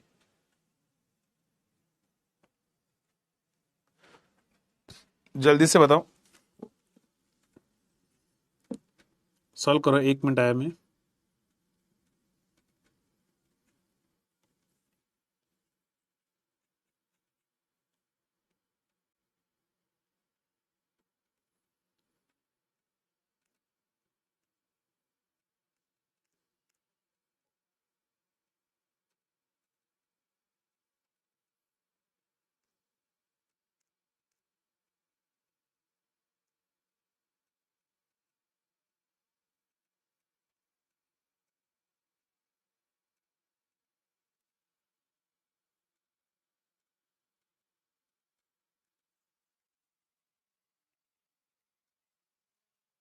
रेफरेंस देखो, रेफरेंस मैंने क्या बोला, एचवी से एलवी मतलब जहां से जिधर से जहां पर जा रहे हो, आप प्राइमरी से सेकेंडरी में जा रहे हो ना, तो वो आपका रेफरेंस रहेगा बस, और कुछ नहीं, एचवी आपका रेफरेंस रहेगा।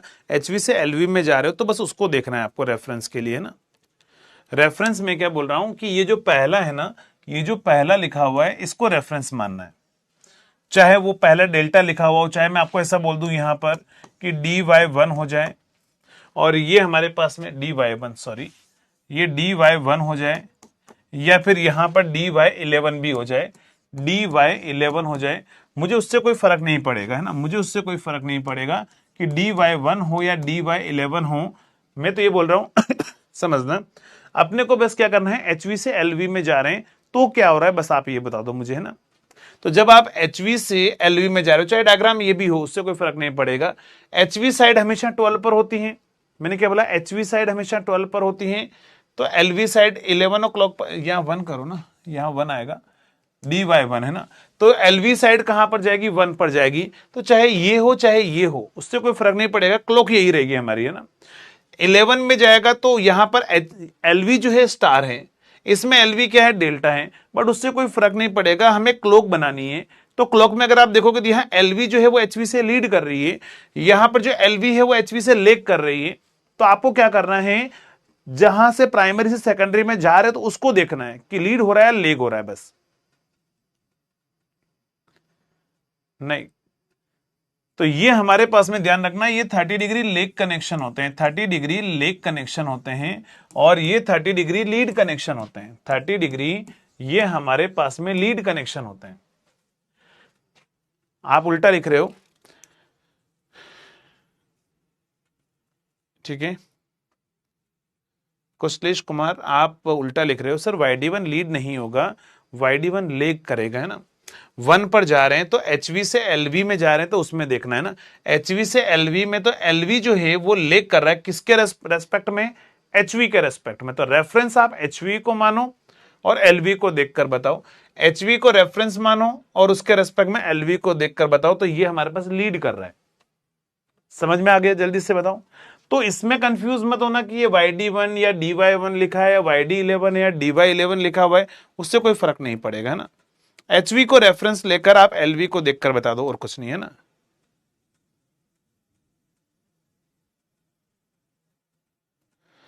हाँ, ये यही चीज आपको एग्जाम में पूछता है, ए लेवल में भी यही पूछता है। इससे हाई लेवल का जो आपके पास कनेक्शन फॉर्मेशन है उस पर नहीं जाएगा कभी भी, उसमें गेट में गया हुआ है, बट गेट लेवल का क्वेश्चन नहीं आएगा आपके एग्जाम में कभी भी, है ना। चलो, आपको एग्जामिनर ऐसा क्वेश्चन पूछ लेगा, ध्यान रखना, ऐसा नहीं पूछेगा, तो आपको ऐसा पूछ लेगा, आपसे पूछेगा YD1 एंड YD11 के बीच का एंगल कितना है, यहां पर एंगल कितना है आपसे पूछेगा, जल्दी बताओ। YD1 और YD11 में एंगल डिफरेंस कितना है, ये क्वेश्चन आपसे पूछेगा।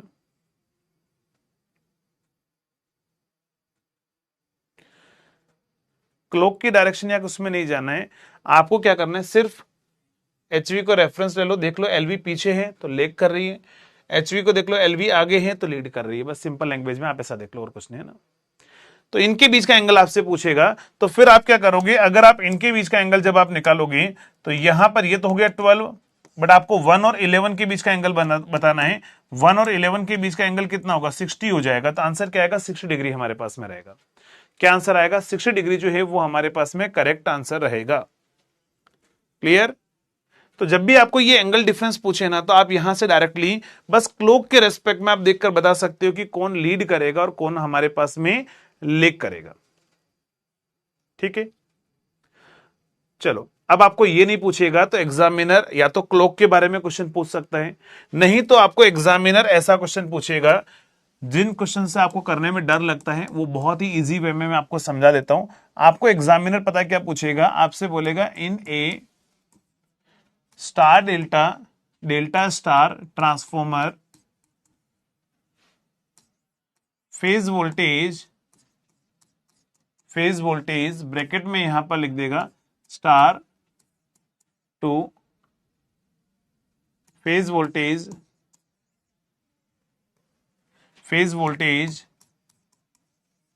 Delta ratio is K, then find line voltage ratio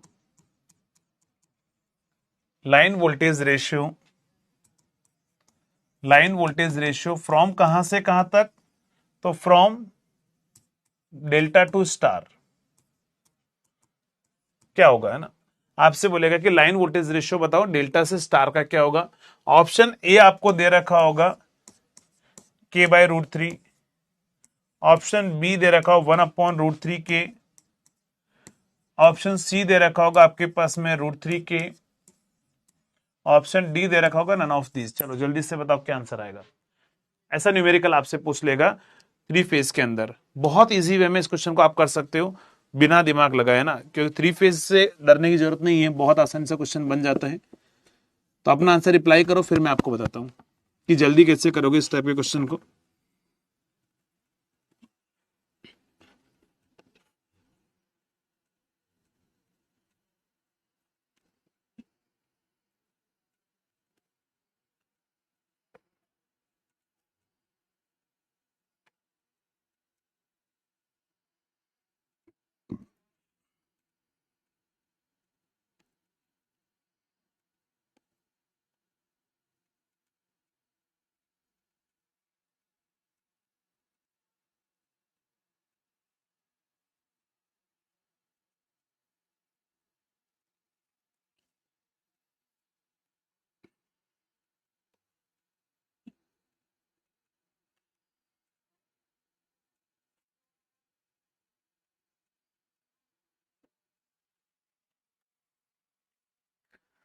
चलो यहाँ पर बी भी आ चुका है, सी भी आया है, डी भी आंसर आया है, लेकिन मोस्टली आंसर सी आ रहा है। तो समझना, ऐसा क्वेश्चन आए ना तो मैं बोल रहा हूँ कि बिना टेंशन थ्री फेज के बारे में सोचो ही मत कि कोई थ्री फेज का क्वेश्चन है, क्योंकि मुझे पता है जब थ्री फेज के बारे में सोचते हैं तो हमारा आधा दिमाग तो वहीं पर ब्लॉक हो जाता है कि यार पता नहीं क्या पूछा गया होगा। सबसे पहले बस आप इतना लिख दो कि मुझे पता है कि लाइन वोल्टेज स्टार जो होता है वो √3 times of phase voltage star रहता है, और लाइन वोल्टेज जो है डेल्टा वो क्या होता है हमारे पास में फेज वोल्टेज डेल्टा के बराबर होता है, ये सभी को पता है ना। आपको तो स्टार में line voltage √3 times of phase होता है, डेल्टा में जो है लाइन वोल्टेज फेज वोल्टेज के बराबर होता है, इसमें कोई दिक्कत नहीं है, आपको सभी को पता है। अब आप मुझे बताओ, मैंने आपसे पूछा क्या?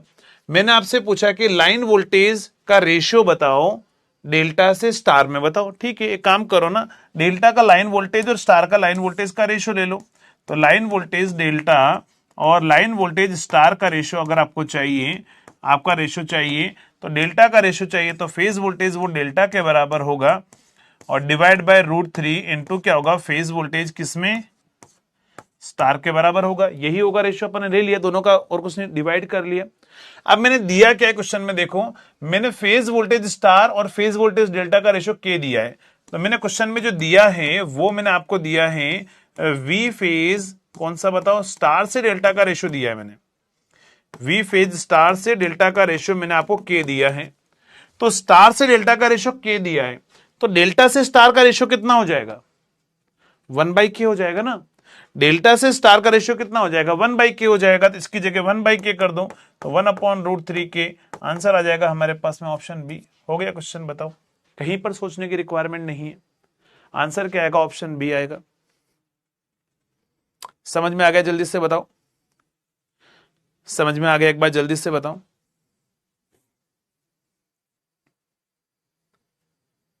तो आंसर हमारे पास में आएगा 1/√3k। तो जब थ्री फेज का क्वेश्चन आएगा तो बस सिंपल, अगर आपको वो दो फॉर्मूले पता है ना तो कितना ही घुमा दे क्वेश्चन के अंदर, आप क्वेश्चन जो है वो सही करके आओगे। जैसे मान लो एग्जामिनर आपको ऐसा नहीं, आपको इस तरह का एग्जाम्पल दे देगा, आपसे बोल दिया जाएगा in a star delta transformer line voltage on star side, line voltage on star side as कितना है हमारे पास में, वो हमारे पास में 2000 वोल्ट है। And phase voltage ratio from कहां से कहां तक बताओ, from delta to star, from star to delta, चलो from star to delta as 5। Then find line voltage on delta side. चलो जल्दी से बताओ क्या आंसर होगा इसका।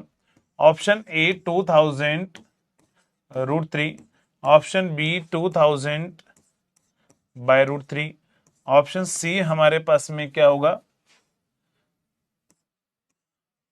ऑप्शन सी हमारे पास में आ जाएगा 4000, option D none of these. चलो जल्दी से बताओ क्या आंसर आएगा।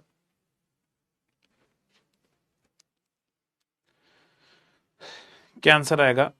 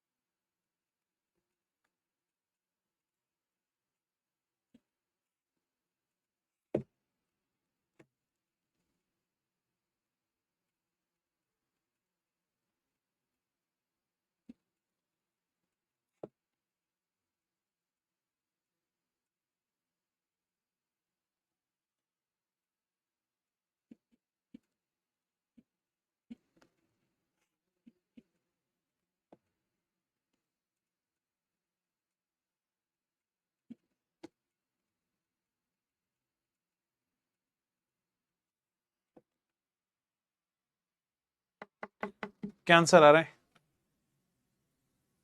नन ऑफ दिस भी आ सकता है, ऐसी कोई दिक्कत नहीं। किसी का 4000 आ रहा है यार, 4000 तो कैसे आ सकता है?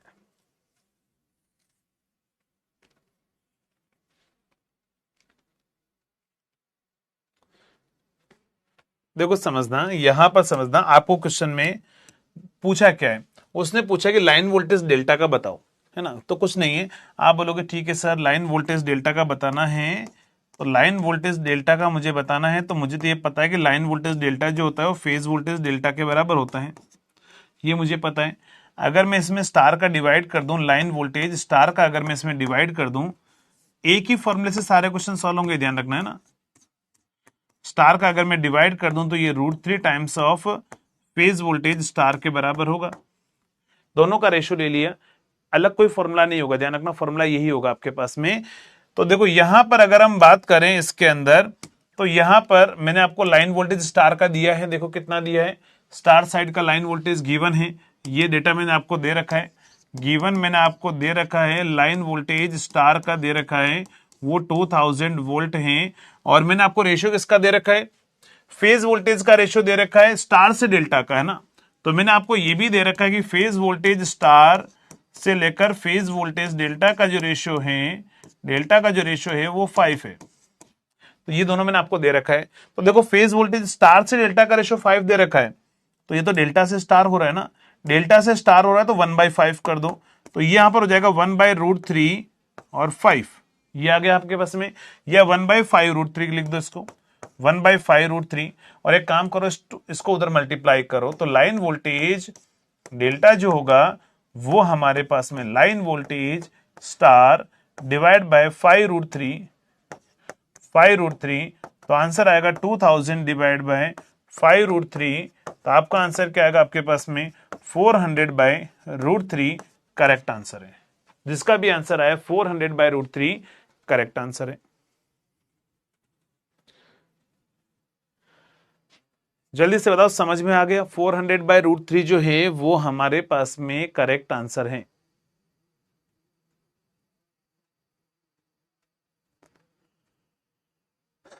(400/√3 हमारे पास में आंसर आएगा, तो आंसर क्या आएगा ऑप्शन डी। ऑप्शन डी मैंने इसीलिए दिया नन ऑफ दिस, कि मान लो मैच ना करे तो डी ऑप्शन ही जाएगा, है ना। बट वो आपको ऑप्शन में नन ऑफ दिस नहीं देगा, वो कुछ ना कुछ डेटा देगा एग्जैक्ट जो भी आपका आंसर आएगा। जल्दी से बताओ, आकाश समझ में आ गया? आकाश वर्मा, चलो अगर आपको ये चीज समझ में आ गई तो नेक्स्ट एक और एग्जांपल मैं आपको देता हूं। आपको एग्जामिनर ऐसा भी पूछ सकता है, आपसे बोलेगा in a star delta transformer line voltage on delta side, line voltage on delta side is 2000 volt and आपको दे देगा V phase star by V phase delta का जो रेशियो होगा वो आपको दे देगा 5। आपसे पूछेगा फाइंड, क्या फाइंड करना है आपके पास में, लाइन वोल्टेज ऑन स्टार। चलो जल्दी से बताओ, ये प्रैक्टिस के लिए दिया है ओनली, और कुछ नहीं है ना। चलो जल्दी से बताओ, अब इसके आंसर सही आना चाहिए ना, आंसर आपका सही आना चाहिए। करेक्ट आंसर क्या होगा बताओ?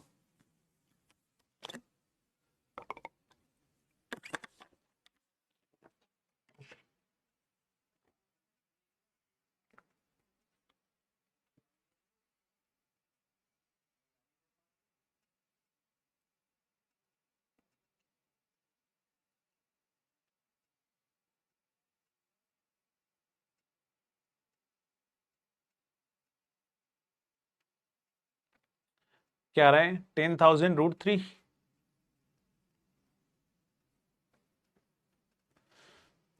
तो देखो समझना, फिर से वही जो हमें निकालना है वो ऊपर लिख दो। उसने बोला कि लाइन वोल्टेज स्टार में चाहिए, ठीक है, स्टार ऊपर लिख देते हैं।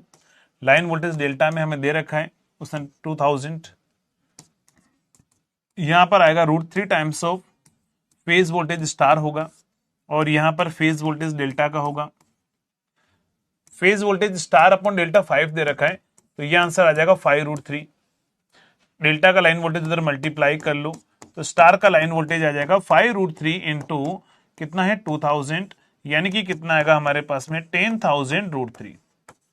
तो आंसर आएगा लाइन वोल्टेज स्टार जो होगा वो 10,000√3 करेक्ट आंसर आएगा ना, 10,000√3 करेक्ट आंसर है। चलो अब मेरे अकॉर्डिंग जो है, अगर ऐसा क्वेश्चन कभी भी आपसे पूछा जाएगा तो अब आप कर लोगे, तो एक बार बता दो जल्दी से यार, हो जाएगा न्यूमेरिकल, अब तो कोई दिक्कत नहीं है। तो ये जो 3 फेज के क्वेश्चन आते हैं ना ट्रांसफॉर्मर के, तो उनसे डरने की जरूरत नहीं है, सिर्फ एक रिलेशन आपके सारे टाइप के न्यूमेरिकल जो है वो सॉल्व कर देगा। बस इसको यूज कर लेना, क्या दे रखा है वो पुट कर देना, आपका आंसर आ जाएगा, है ना। चलो तो अब हम बात करते हैं इसके बाद में अगले पॉइंट पर आते हैं, और पैरेलल ऑपरेशन ऑफ ट्रांसफॉर्मर के अंदर भी मैं आपको फॉर्मूला बता देता हूं, इसका न्यूमेरिकल भी मैं आगे आने वाली क्लासेस में करा दूंगा, लेकिन पहले फॉर्मूला जरूर याद रखना कि जैसे मान लो parallel operation of transformer, parallel operation of transformer, parallel operation of transformer में अगर हम बात करें तो पैरेलल ऑपरेशन ऑफ ट्रांसफॉर्मर के अंदर जो है समझना, अगर हम बात करें एक ट्रांसफॉर्मर हमारे पास में ये है, एक और दूसरा सेकंड ट्रांसफॉर्मर और है हमारे पास में, ये दोनों पैरेलल में हैं, तो आपको क्या करेगा, यहां पर एक लोड है जिसको लोड को पावर की डिमांड कितनी है SL है, इसका इंपेडेंस ZA है और इसका इंपेडेंस ZB है। आपसे पूछेगा कि बताओ A कितना शेयर करेगा लोड को और B कितना शेयर करेगा लोड का पार्ट, है ना। A और B का लोड शेयरिंग अगर आपसे पूछेगा, है ना, समझना यहां पर क्या होगा, A और B का शेयरिंग आपसे पूछेगा, करंट डिवाइडर रूल के अकॉर्डिंग कर लो, है ना। इसमें भी ज्यादा दिमाग नहीं लगाना है, क्वेश्चन हमारा सही होना चाहिए, चाहे हम कैसे भी शॉर्टकट में याद रखें। ए का अगर शेयरिंग निकालना है करंट डिवाइडर में, आप क्या करते हो, इसका करंट निकालना होता है, सामने वाले का इंपीडेंस पहले ऊपर लिखते हो, तो यहां पर अगर आपको ए का शेयरिंग निकालना है तो आप बी का इंपीडेंस ऊपर लिखना, नीचे दोनों के इंपीडेंस का आप क्या कर देना, समेशन कर देना, और जो शेयर करवाना है लोड उसको यहां लिख देना। तो ये फॉर्मूला हो जाएगा ए का शेयरिंग, और बी के शेयरिंग का फॉर्मूला क्या होगा, तो बी का जब शेयरिंग निकालोगे तो ए का इंपीडेंस ऊपर लिखोगे, दोनों के इंपीडेंस का समेशन लिखकर यहां पर क्या करना, आप SL लिख देना। तो ये हमारे पास में शेयरिंग ए और बी हमारे पास में आ जाएगा as a current divider rule के अकॉर्डिंग, आप लिख देना, फॉर्मूला बहुत आसानी से बन जाएगा, है ना। और एक और चीज ध्यान रखना कि जो हमारे पास में लोड शेयरिंग होता है वो inversely proportional to Z per unit होता है, मतलब हमारे पास में जिसका इंपीडेंस क्या होगा, हाई होगा पर यूनिट इंपीडेंस, वो हमारे पास में लोड ज्यादा कम शेयर करेगा, इंपीडेंस कम होगा तो वो ज्यादा शेयर करेगा, है ना। इनवर्सली प्रोपोर्शनल टू Z होता है, क्योंकि करंट डिवाइडर मतलब इनवर्स में तो बात कर रहे हैं हम यहां पर, है ना। तो यहां तक अब जल्दी से बताओ, अब ट्रांसफॉर्मर में किसी पोर्शन में कोई डाउट, ट्रांसफॉर्मर में लगभग अपन ने सब कुछ कर लिया है, बस एक ओल्ड एफिशिएंसी का आपको न्यूमेरिकल कराना है, वो मैं आगे आने वाली क्लासेस में कहीं पर भी करवा दूंगा मैं आपको, DC और उनके बीच में भी। पूरे ट्रांसफॉर्मर पोर्शन में अब कोई भी पॉइंट अगर आपको लगता है कि सर ये वाला पोर्शन मेरा वीक है, थोड़ा सा बता दो, वैसे तो अपन लगभग सारे चीजें हर पोर्शन पर न्यूमेरिकल कर लिए हैं। तो अभी कल हम जो है, कल ध्यान रखना, कल हम DC वाले ही क्वेश्चन करेंगे कल, और कल DC में जितने भी एक्स्ट्रा क्वेश्चन और बन सकते हैं, जहां जहां से एग्जामिनर क्वेश्चन बना सकता है, वो सारी चीजें हम देखेंगे। फिर उसके बाद में हम जाएंगे इंडक्शन, सिंक्रोनस और स्पेशल मोटर पर।